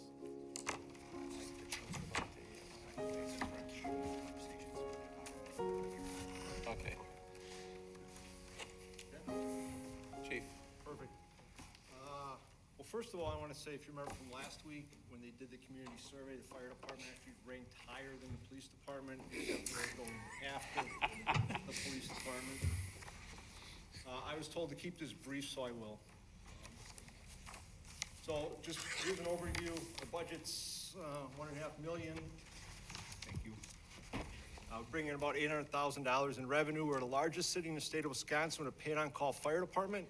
Last year, we had 2,187 incidents, and this year, if things keep up like they were in August and beginning here of September, we may reach 2,400 calls. It takes us about 4.5 minutes to get someone to your door, know something about EMS, and it takes us about 11.5 minutes to get a fire truck to your house if you have a problem. I don't have an org chart other than the deputy chief and myself. We're it. This is just over the last 10 years, this is what's been going on. You can see our EMS calls just keep increasing. That mostly is just our aging population. Some of the key services we do, we have to train, we have about 60 paid-on-call members, and we train them 40 times a year, or I should say we have training 40 times a year. Not all of them come to every training. We require that they make 75%, but when we do that, we have to make sure that we have a well-prepared and well-scripted, and we're not wasting their time because it's important. When we send our people to basic training to become firefighters, EMTs, it's 100 hours for firefighter, it's 120 for EMT, and then we give them basically a 20-hour orientation on the way we do things. We cut them loose. Compared to a career department where they may have the same basic training, but West Allis, Wauwatosa, North Shore put somebody through a 6-week fire academy, so that's 240 hours. And most fire departments spend 2 hours a day training their people doing something. So it's an additional 240 hours they get, and our people probably get 60 hours a year training compared to somebody else. A career department might get 240. So we try to make it focused and worth their time. We have to inspect every building in the city twice a year. That's every business, every school, strip mall, Starbucks, whatever. In the first 6 months of the year and the last 6 months of the year, that's why the deputy chief's his big responsibility now. We do fire prevention at the schools. Anybody wants to do fire extinguisher training at the businesses, we'll talk to them. We offer CPR training to, well, all the city employees are trained. Anyone in the community that wants it, business groups, anybody who wants to do it. Wish we could do more, but we don't advertise a whole lot because we just don't have the people all the time to do it. And we do standby events at the Taste of Mequon, Gathering on Green, Homestead football games, and we give people burn permits. This I pulled off of the finance director's ClearGov website. This is what it costs per capita for Mequon. I just grabbed some neighboring communities and some like communities. This is for everyone to just take a look at, see what it costs.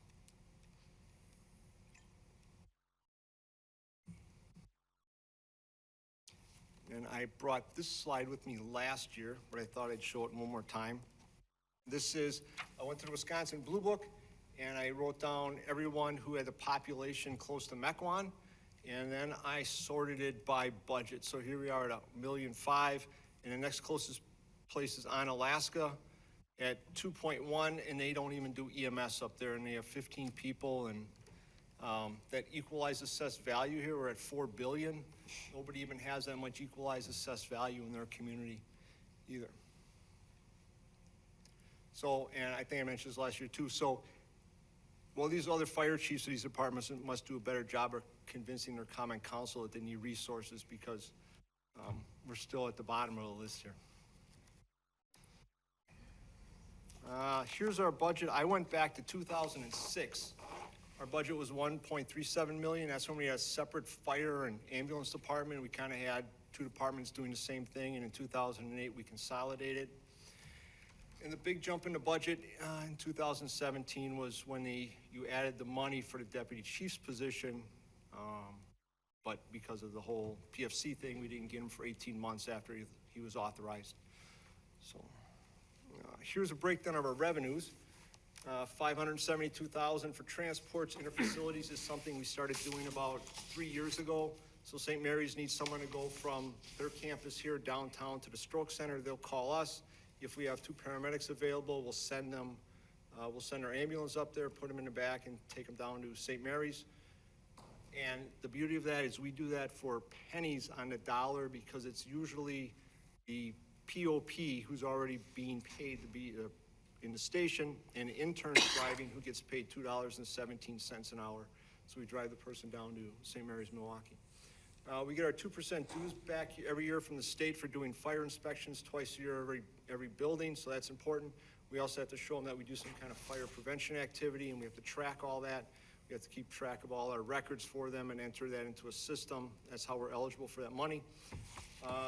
Fees, false alarms, accident response, burn permit. So about 827,000. So if I can wrap this up, budget's 1.5, generate 827, so the net expense is about $700,000, or 54% of our budget is offset by revenues.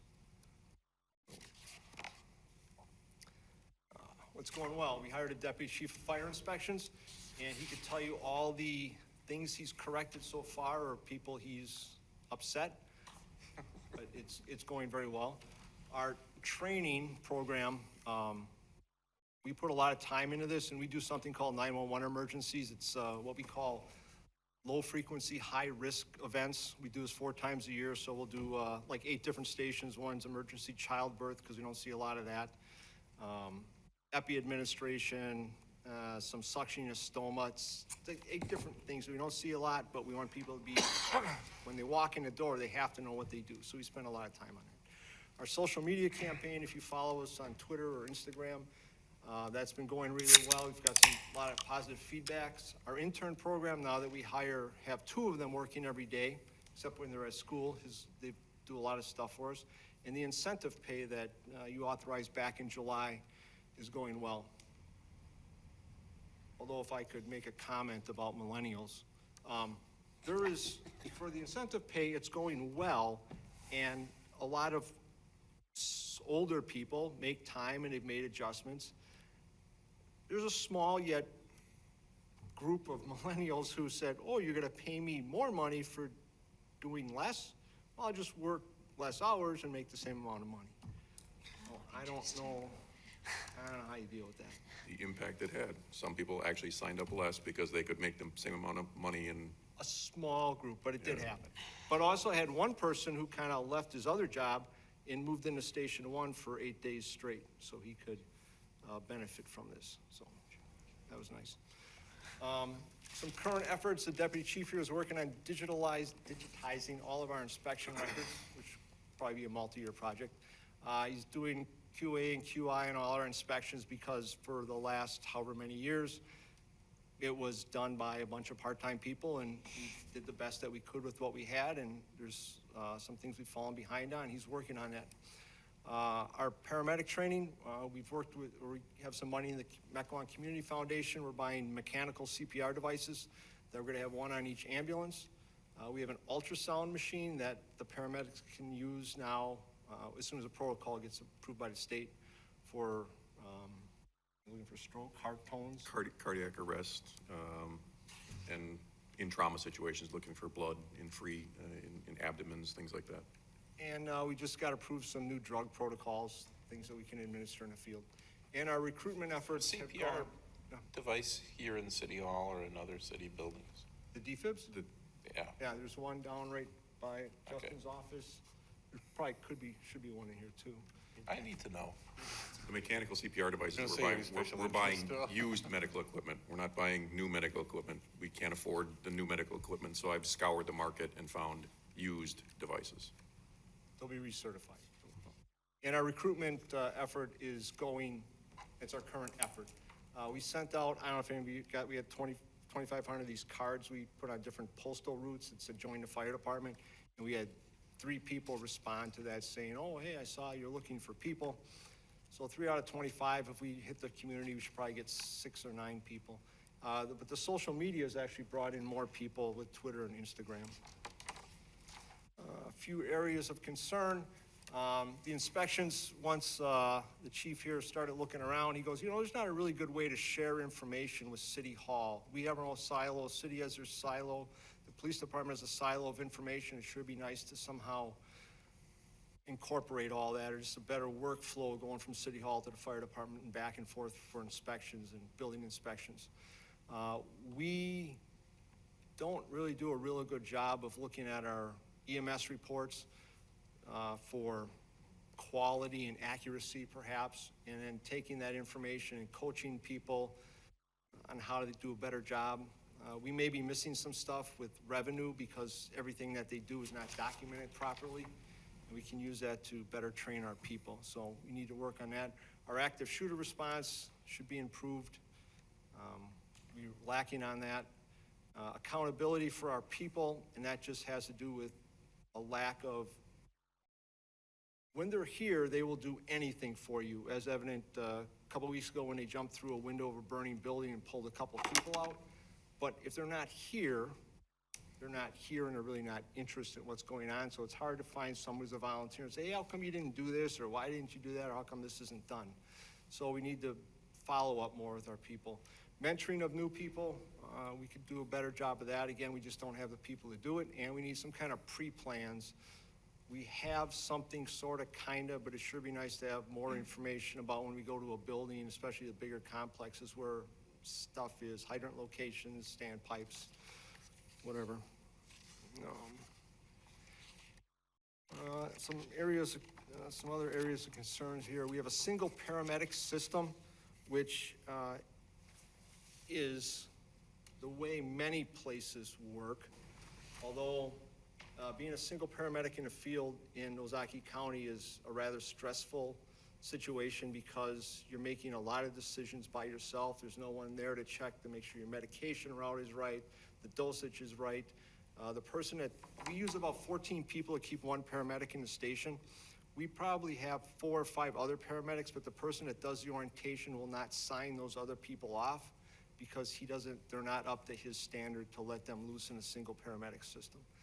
So I wish we could work with them more to remediate them, to help them along, but it's just tough. We don't have the people to do that. Again, the QA and the QI, and not just the EMS reports, but even the fire reports, sometimes they're not as accurate as they should be. They're very short. They're not very detailed. Sometimes personnel issues get kind of left to the side because you don't hear about something right away because there's not always somebody around, or they don't want to tell this person, and by the time you hear it, you've heard it 6 different ways and nobody's sure what happened anymore. The experience of our people, again, just because somebody's been here for 5 years doesn't mean he has the experience of a 5-year person. It means he's been around for 5 years, but was he at the last fire? Did he go on a trauma call? So somebody could be here a long time, depending on how much they work, they might not see anything. Trying to mentor people would be a big help. To follow up with people, sometimes people come, Chief, I can do this or that, and I don't get back to them, or somebody else doesn't get back to them because we just can't do that. Our staffing, the inability to implement the best practice, we don't always, even though we have training at 60 hours, well, 40 times a year, 80 hours, 60 hours a year, I would say most people make, we don't always have time to implement those best practices, and if somebody can't make it, they say, well, this week I really can't make it, I can make it Tuesday night. Well, I don't have anybody around on Tuesday night to help them with it, so that gets left aside. Reliable staffing from day to day, again, it's just kind of a hodgepodge of people. I did a survey one time and asked people, what are your biggest 3 complaints about the fire department? One was no wash machine at Station 2. We took care of that this year. By wash machine, I mean an $8,000 extractor, so that's installed over there. Number 2 is that I send out too many emails because nobody likes writing emails, so we eliminate that way down. We use text messages that are very short and say, please help, and a lack of supervision. And they're not saying a lack of leadership, a lack of supervision. If 2 people go on a call, there's nobody there to tell them if they did a good job or a bad job, or if 2 people disagree, there's no one there to really say, well, you should do it more like this or less like that. There's no one there to tell them that. And the Affordable Care Act is still hanging out there because anybody who's a paid on call, who works more than 30 hours a week on call, we have to offer them health insurance. federal government isn't coming after fire departments yet, but someday they will. And someday we either will have to pay or pay the penalty, and I don't know what the penalty will be whenever they find us. So unfilled shifts, remember back in July, we had 1,300 hours of unfilled shifts, and this group approved the MOU, and that went down to 221. August, everybody did what they could. September, looks like we're gonna end up with about 201 open hours. And the schedule for October, the MOU expires at the end of September. The October schedule, people still have another 3 days to submit, so I don't know where that's going to be, so it'll be kind of interesting to see what happens. I don't think they're the kind of group that are gonna say, oh, I'm gonna give up now, or so, but we'll see what happens.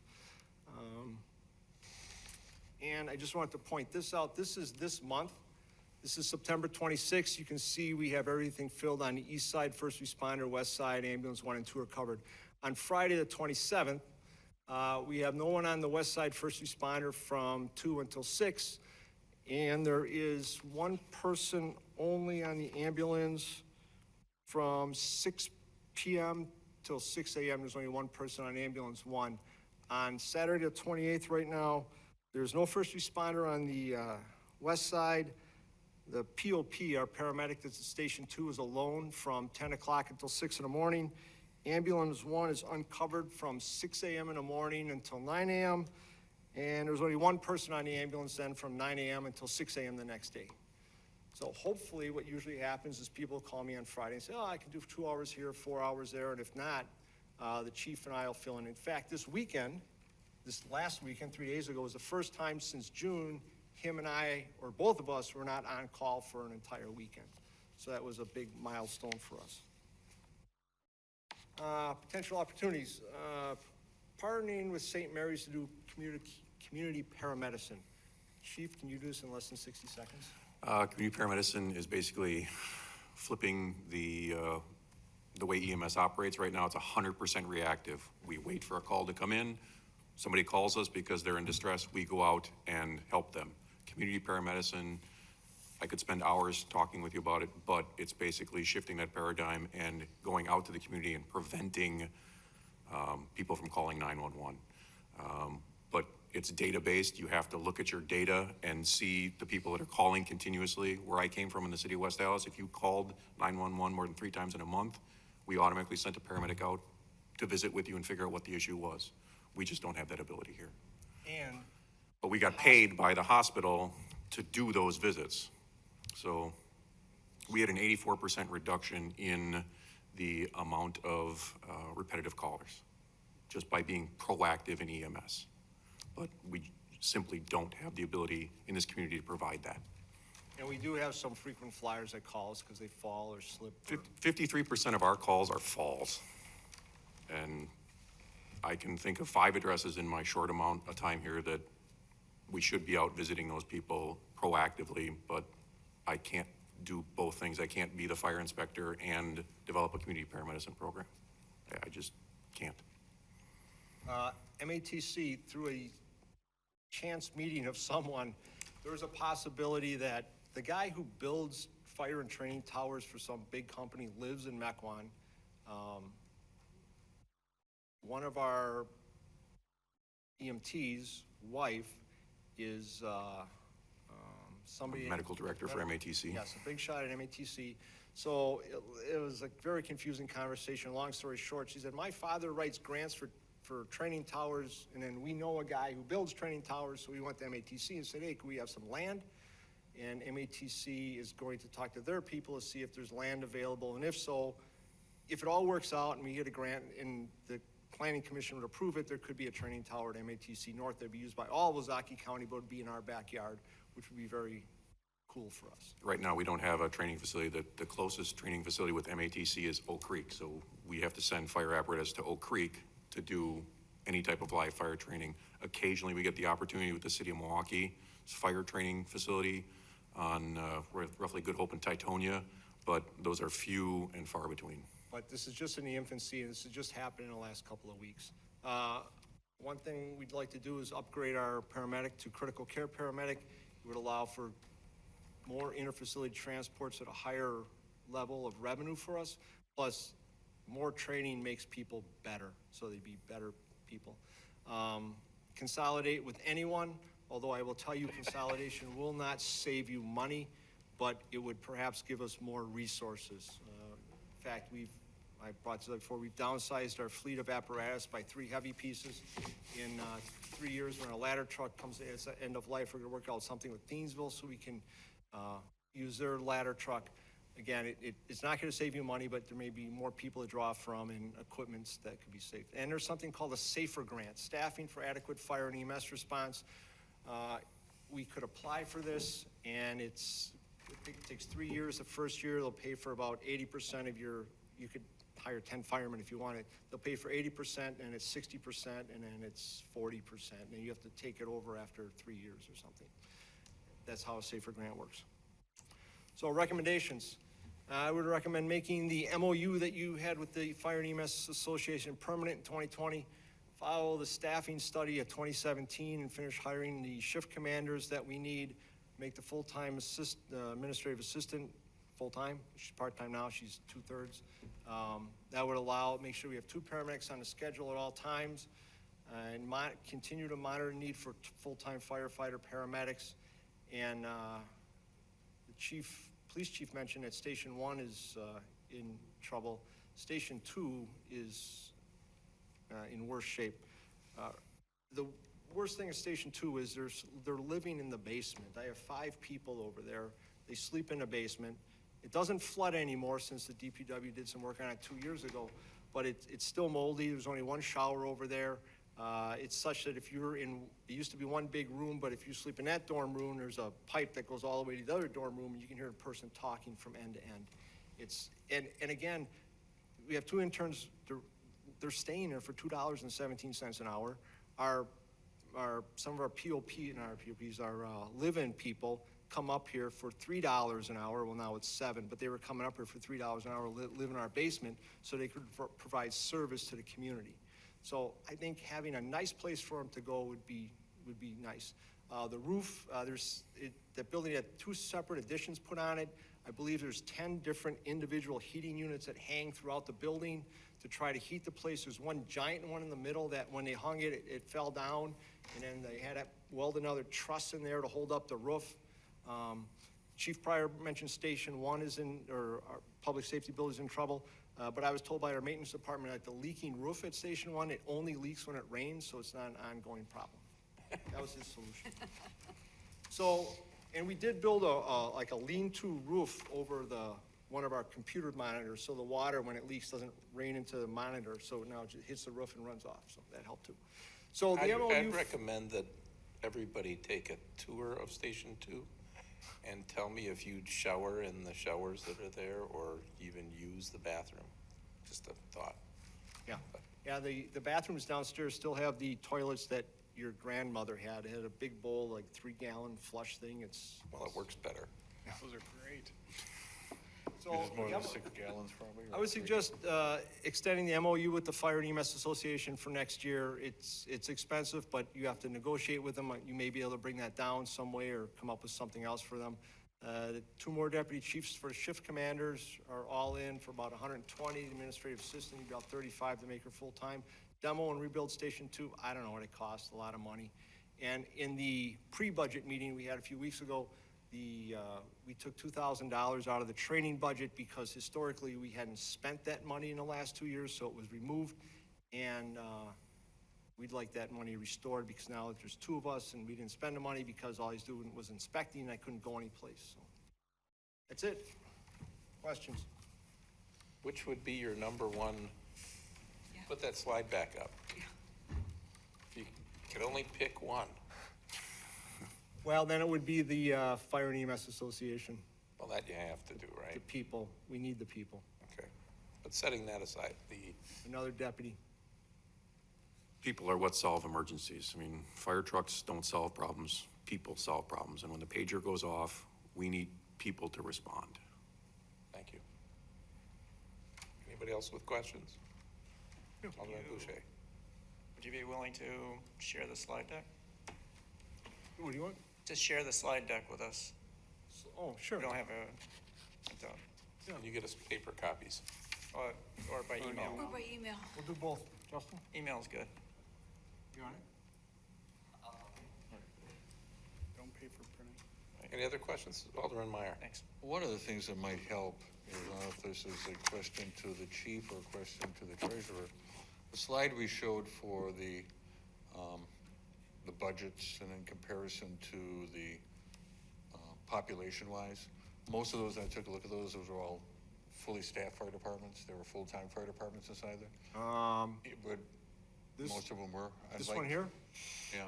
No, No, the one. Not that one. No, this one here? The next one. The white one, That one. that one. So you're talking number of full-time people inside there in comparison to, so, what I would like to see though is a comparison to other volunteer fire departments and what their kind of budgets are inside of that, if we're below that, in that type of criteria.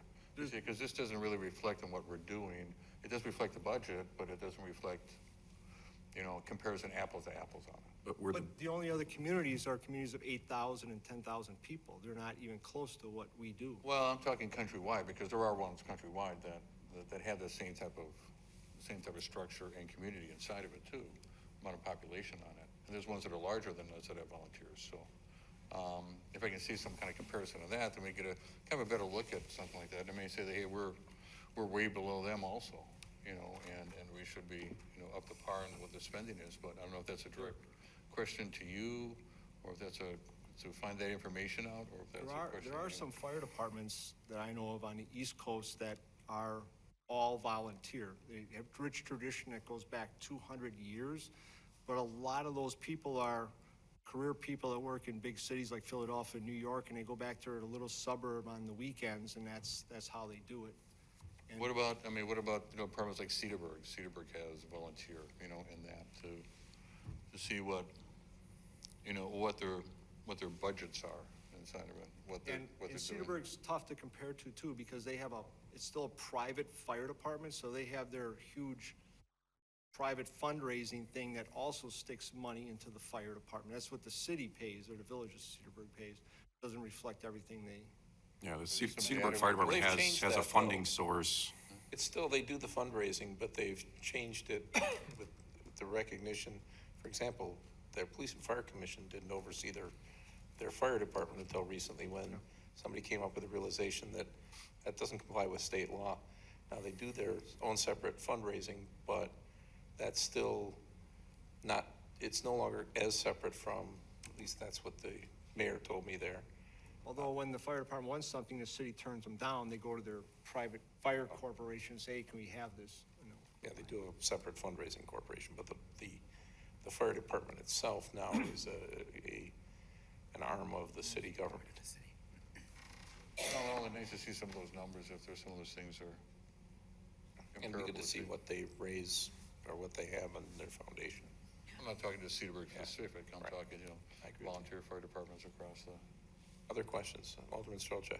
I just think as we're evaluating this and we're seeing that there is a major expense for the fire department, we also have to look at the fact that they're actually producing revenue to cover a large chunk of the expense of the department. So really, what the city's actually funding out of pocket is a smaller nugget than the full total of the budget for the year. My opinion is the fire department's been underfunded for years. I mean, obviously, any resources we can throw their way to make it more effective would be great. We need to be, conservative with our approach in it, just making sure that we just don't dump a ton of money into something that may or may not work, but some funding for something this year would be appropriate, to get something off the ground. Other questions? Gentlemen, thank you very much. Thank you for your time. And last, but certainly not least, our fabulous library. Hey, everybody. Which, by the way, if any of you have not served on the library board, take an opportunity to do it for a year. It's very educational. Not that I want to kick Alderman Boucher off the board, but, it's Alderman Hancher. sorry, Alderman Hancher. But it is you learn a lot. Hello, my name is Rachel Mushin Young, and I have the honor and privilege of being your library director. This is Craig Jacobson. He is our business manager, and we are both very happy that you have invited us here today to tell you what our needs are and show you how we hope to be able to work and further help the community. Many of the things we're going to show you are now going to look familiar because the police department, the fire department, and we are sharing some of the same numbers. So our service population is 27,500. The municipal population is about 27,200. The extended county population that we serve is that pocket of Bayside that is in Ozaukee County. We are open. Our annual hours last year were 2,984. We are open 7 days a week.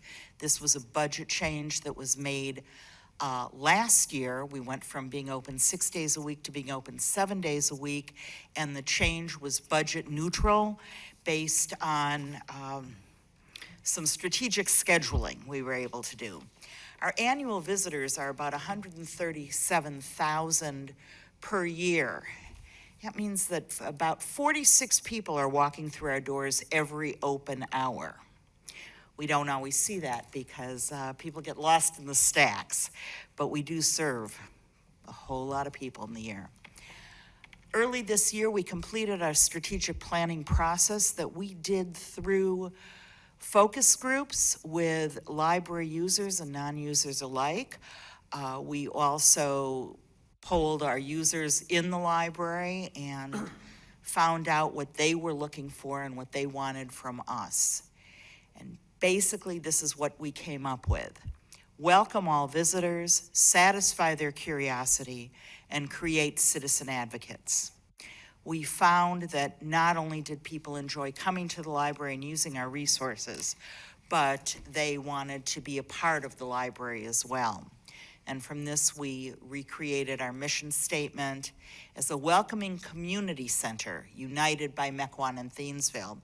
The Frank L. Weinberg Library strives to stimulate imagination and inspire creativities by opening doors to lifelong learning. You will see that we are following that mission statement in the coming slides.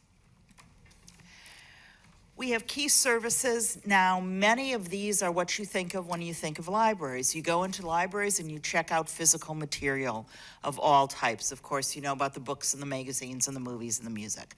We also have discovery kits to introduce concepts to children.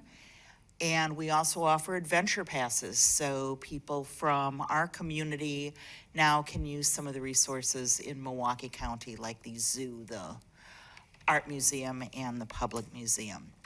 But we also have digital materials that are now available. I know lots of people like their Audible accounts, and they talk about that free book they get every month, but you're paying a fee for that, folks.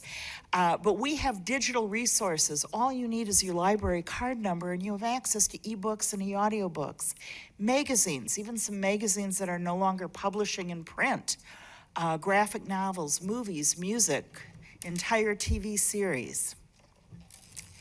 But let's just talk about the checkouts of these items, our physical checkouts and our digital checkouts. Total 365,900 items a year. By the way, we can update that card for you this month. It's National Library Card Sign-Up Month in September. So you could have the Mequon, the Weinberg Public Library card instead of the Easy Cat, but that'll still work. Anyway, we've got an average of 13.5 checkouts per Mequon Thiensville resident. We took our physical items and our digital items, and we spend about $16.45 per item. Now, what every resident pays in is $42.73 a year. This is a return on. I don't understand that Okay. last statistic, the 1645 an item. When we purchase our items, whether they are movies, music, books, e-content or physical content, the average price is $16.45 per item. Okay. So yes, there are paperbacks that are much I was worried less. that was the amount it cost for each checkout, averaging 13.5, and I thought, wow, that's Strange. No, so we just took the price per item. What this translates to for us, and I wish all my investments looked that good, is a 5-fold return on that investment. For some people, it's much larger. This patron has checked out $3,814.34 in items this calendar year alone, which is not so large amount when we think about some of our families who are coming in and are checking out a dozen picture books every week. So they can enrich their children's lives without spending all that money. And these checkouts translate into significant savings, but we're not counting program attendance, database use, streaming, our questions answered, and use of the library spaces. Then the return on the investment is immeasurable. We have key services, more key services are research resources. We all remember going to the library and researching things. And this is where we talk about the importance of still coming to the library and researching things, of course, in our reference collections and our nonfiction books, and our authenticated subscription databases. Yes, there are things on the web you cannot Google. If you come across Rachel's site of biochemistry, avoid it. On the other hand, we have business and finance, genealogy and family history, health and medical, lifelong learning and literature databases that are authenticated. This is good stuff. We are familiar with Consumer Reports. We are familiar with Value Line for investors. Rosetta Stone is the gold standard in language learning. We've got Medline and Literary Reference Center. You can actually pursue advanced degrees from the comfort of your own home with access to your library card and access to the research resources that we offer on a regular basis for that $42.73 a year. Other key services are our free fine arts events. Sunday afternoon, we have singer-songwriter Craig Simpson. No cover charge when you walk in. It's all free. We have author events and book discussions, free films selected for adults, teens, and children, story times for children from birth up. Next is very important. We offer STEAM activities. You may have heard the expression STEM more often than STEAM, but what STEAM is science, technology, engineering, arts, and mathematics. These are activities that are going to make it possible for our next generation to think in terms of problem solving and coding and not be scared by those thoughts. We also offer additional technology education for adults. So no adult has to hold their smartphone in their hand and say, if this is a smartphone, why do I feel so stupid? We offer all sorts of classes, one-on-one and also more formal classes, so people can learn to use technology, primarily those of us who are not digital natives. We have a variety of lecture series, because let's face it, we may work in the city, but once we get back into our wonderful home here in Mequon, Thiensville, we want to stay here. So we're going to offer some of those intellectual programs and philosophical programs that are going to keep our community interested. We also have passive interactions. People come to the library. Any morning you come to the library, you're going to see people reading their newspapers. They're reading the Milwaukee Journal Sentinel and the Wall Street Journal and the New York Times, and this becomes their living room. They come to work and to study. Once school is out, we have tutors and their students working hard. We have children playing all day. Socializing, I think it is a phenomenal mixing bowl when we come to the library in the morning and we see parents of all sorts of variety of parents socializing together with their children in our beautiful children's department. We have passive programs for those who don't have time maybe to come to a particular program, but they want to participate. And then we have something that is a fabulous opportunity, preserving history. People come and can preserve their own history in our digitization lab. So all those movies you may have on VHS or 8mm, all those slides and negatives no longer have to sit in your in shoe boxes in your attics. Come to the library and you can make those something that not only will you enjoy, but your children as well. Our organizational chart is somewhere between the PD and the fire department. We have 19 employees, 13 FTE, and we've got our administrative duties that Craig and I take care of primarily. We have our access services department, and that is all our technical services. In our case, it's making sure that it's database management and things, as well as circulation.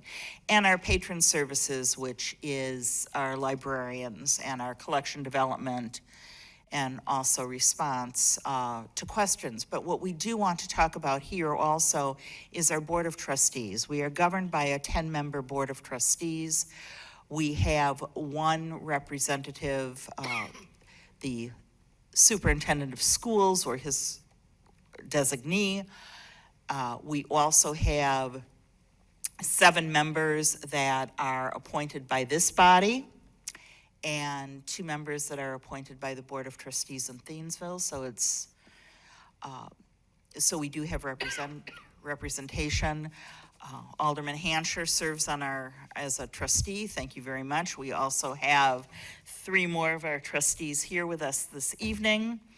Our board president, David Striffling, our board treasurer, Jennifer Bogley, and our board vice president, secretary, I knew that one, Mimi Rosing.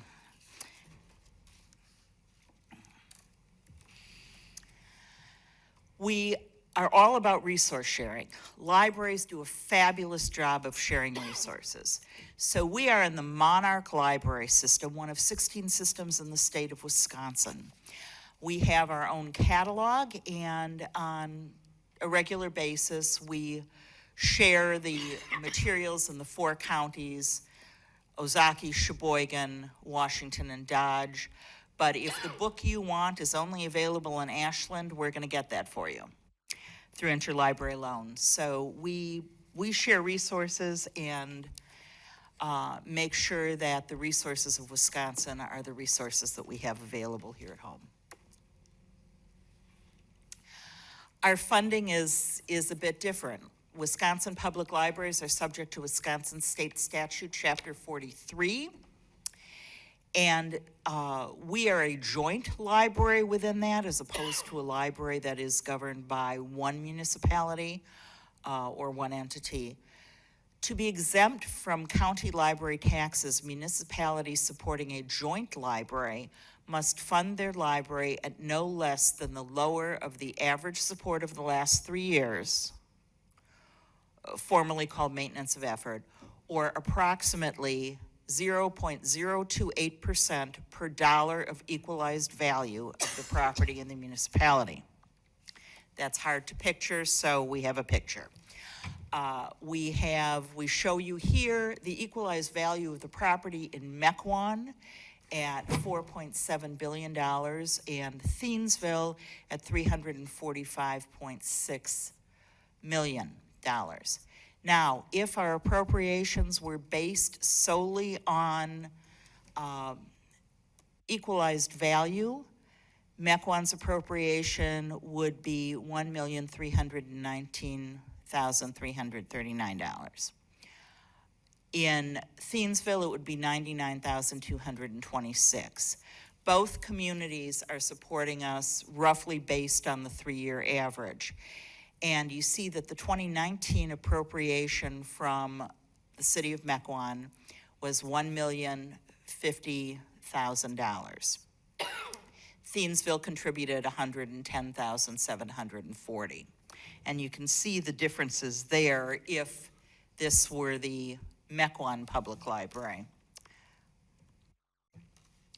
As you can see, Mequon's support is the lion's share of our budget. The village of Thiensville supports us well. County reimbursement, there is some reimbursement from adjacent counties. This figure has been going down steadily over a number of years as the counties change their reimbursement formulas. We have fines and fees. We do charge a quarter a day late fee. Those are going down. And the fees would be if somebody loses a book. We ask for replacement. There is investment interest. We have now started selling books. So these are books that are donated to the library or withdrawn from our collection. So they're 75 cents, $1, or $2. And, so this year we budgeted $4,000. And miscellaneous income, which are primarily insurance reimbursements and things like that. So we've got $1.2 million budget. And of that, personnel is the lion's share at 62%. We spend $160,000 for collections and programs. That is our core product. That is our stock and trade. And the rest is administration and building, and the building is about double what we spend on administration. We're a pretty lean organization. Here's our 5-year budget history. Nothing has changed. We went from a high in 2015 to a low in 2017, and then we started selling used books at $1 or $2. And that brings us up to where we are today. But it's been flat. The budget has been flat as our community grows and our costs grow. The difference between the $1,049,000 last year and the $1,050,000 this year, we thank you very much, but it literally paid our phone bill. The increase in that. So it's tough. And we realize that you are, looking at all the things the community needs, and you've got a lot to think about. I have one department, but these are some additional opportunities. We seek project and programming grants. Now, our STEAM kits that we offer for programs for play and for checkout were funded by the Junior Women's Club of Mequon and Thiensville. This year, we wrote a grant for an accessibility initiative for a hearing loop in our meeting room so that when we welcome our hearing impaired visitors, they can take advantage of our programs. And that was approved. We are waiting for the results of the turkey trot in November to find out if the whole project was covered or a part of it. We've also used grant money to repurpose library spaces, and here we want to say that the grants for repurposing our library spaces, we've made new collection spaces, has come from the Wyenberg Public Library Foundation. And they do exist and raise money solely to support us, but they can't support operating. They cannot support general maintenance of the building, they exist to provide for the extras that are not possible with the municipal budget. So we thank them for our new local history collection. We thank them for our service desks that were certainly upgraded. And we do thank them for some signature programs that we wouldn't be able to offer otherwise. But it's not the panacea to all ills. We also are working more and more with the Monarch Library System and taking advantage of the shared resources. We're capitalizing on bulk purchasing and shared services, particularly IT services, and particularly computers and software. The other thing that they are able to provide for us at better rates than we can seek them ourselves are some of those research databases that we told you about. There's a little more buying power when we're talking about the 4 counties than one community or 2 communities. We also work on collaborative projects with area organizations. We had a program series this summer that we worked on with Ovation Sarah Chudnow. We are hoping to continue that. We have had preliminary talks with some of our other communities, senior living communities, to see what we can do. We also offer memory cafes, recognizing that our community is aging. We've partnered with 3 other public libraries in the ADRC to offer memory cafes, which are programs for people who are generally at the early stages of living with dementia and for their care partners. Because one of the things we know about dementia is that it's exacerbated by isolation. So by bringing people together in programs such as our memory cafes, we can keep them active and we can make those connections, help them make connections so they can stay active in the community. So we don't ask them what they ate for breakfast, but we might ask them about the first time they made ice cream when they were children. And we have our used book and media shop.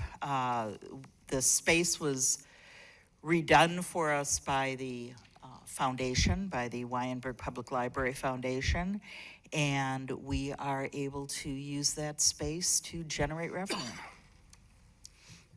Our areas of concern: the state of Wisconsin sets quantitative standards, but with our current funding, we cannot comply. These standards, though, are not aspirational. They reflect the realities of other libraries our size throughout the state. And we're only comparing, to those libraries that are our size. Sun Prairie, Fitchburg, North Shore, Muskego, and Pewaukee in Waukesha County, Middleton. These are the communities that are about our size. And these communities, in many cases, are able to meet the standards. Now, I'm only giving you the minimum standards here, but these are 5 vital areas where we're not meeting them at all. The other libraries our size have more employees. Instead of our 13, the minimum recommended is 16.44. The library collection, the overall collection of print, audio, and visual materials per capita, we have 3.68 items per capita. Other libraries, at a minimum, are looking at 4.7 items. And you see that we are below in print volumes, in audio recordings, and in video recordings. Now, we can get many of these items from other libraries, but not as quickly as if they were on our shelves, not as conveniently. Our recommended action: well, patrons desire more materials and more programming, and that can only be achieved with additional funds. If these funds are realized, we can achieve the excellence this community deserves. Now, in one of our earlier budget talks, we talked about the possibility of increasing the 2020 allocation by $25,000. If that happens, we will be able to maintain our staffing and operations at the current level and maintain the aging facility It's a beautiful building, but we work hard at keeping it look that way. If the allocation were to increase more significantly, we will achieve the service goals to which we aspire. We thank you very much, and we'll happily take questions. Anybody have questions? Just one, it may not be budgetary at all, but with all of the, the streaming services that are online, and the movies that are available on YouTube and all the stuff like that, how has that affected you? Has the rentals or not the rentals, but of the taking out of movies and stuff like that decreased, maintained, or stayed the same? Actually, our use of the library, including movies, are increasing. And that is one thing that we talk about, the streaming services that are out there, but there are still many people who want to check out the Blu-rays or the regular DVDs or the music. Some of the streaming services, come with strings attached and cost attached to them. And these services are available to everybody. It's barrier-free service. And we find that though the trend has been for circulations to decrease and for gate traffic to decrease, ours has been increasing significantly. We have turned around the slide that occurred for most of this decade. And we are now back at the numbers that we were looking at in 2011 and 2012. When there weren't the services that there are available now. So we are, we're bucking that trend, and we're thrilled to be doing it, but it does stretch us kind of thin. Other questions? Alderman Strelchak. With additional funding, which program or programs would you add first? Which programs would we add first? At a very minimum, we want to maintain, and we need more money even to maintain. If we were to add services, we would start looking at the resources we have not been able to purchase, both databases that we have not been able to purchase because they are just out of our reach, and also, books we can't purchase. There are certain things we always try to have on, anything on the New York Times bestseller list we try to have. But that doesn't mean that we're buying everything that's recommended or that we can go a little deeper than those lists. So we want our patrons to be able to walk in our library and be able to get our copy of, bless you, maybe they can't get it right away because it's out with somebody else, but we want to be able to have what people are reading, what people are listening to, and what people are watching. And right now, it's a little tight. Alderman Durbin. The library is funded by Mequon and Thiensville, I'm assuming, making a similar pitch to Thiensville board. I mean, it's about a 10-to-1 ratio just because of the funding. It is about a 10-to-1 ratio. And yes, I also attend Thiensville's meetings, and they see me sitting there too, and I have had the opportunity to speak to them and ask for increases in allocations because we are serving more people from both communities. I mean, obviously Mequon is growing faster than Thiensville is, but we've got a little more space to deal with here. But yes, we are looking at them and asking for more so we can better serve the community. I just wonder if, given the nature of the agreement, if it doesn't warrant a different paradigm for something like this. Is it? What do you mean? Well, we have an agreement with Thiensville on how to fund the library, but anything above and beyond that requires some modification to the formula or the agreement, I would imagine. We do have an agreement. However, much of the agreement, as we discussed a few weeks ago with Tom, has been superseded by the changes in state government since Act 10. So the funding prior to that was somewhat different. What was required of libraries was, what was required of municipalities supporting libraries was somewhat different. And while our initial, while the standing agreement at that point talked about other funding methods, they were superseded by state law. So it's probably time to sit down and look at this again in light of the way the law is now written. I would also note, as they point out on one of the slides, not that I'm being an advocate, but they're paying More than we are. more based on equalized value than we are. They have a, Overpaying. they're overpaying, Negotiated we're a great underpaying. deal. Yeah. Well, thank you. Any other questions? Alderman Boucher? Quick question.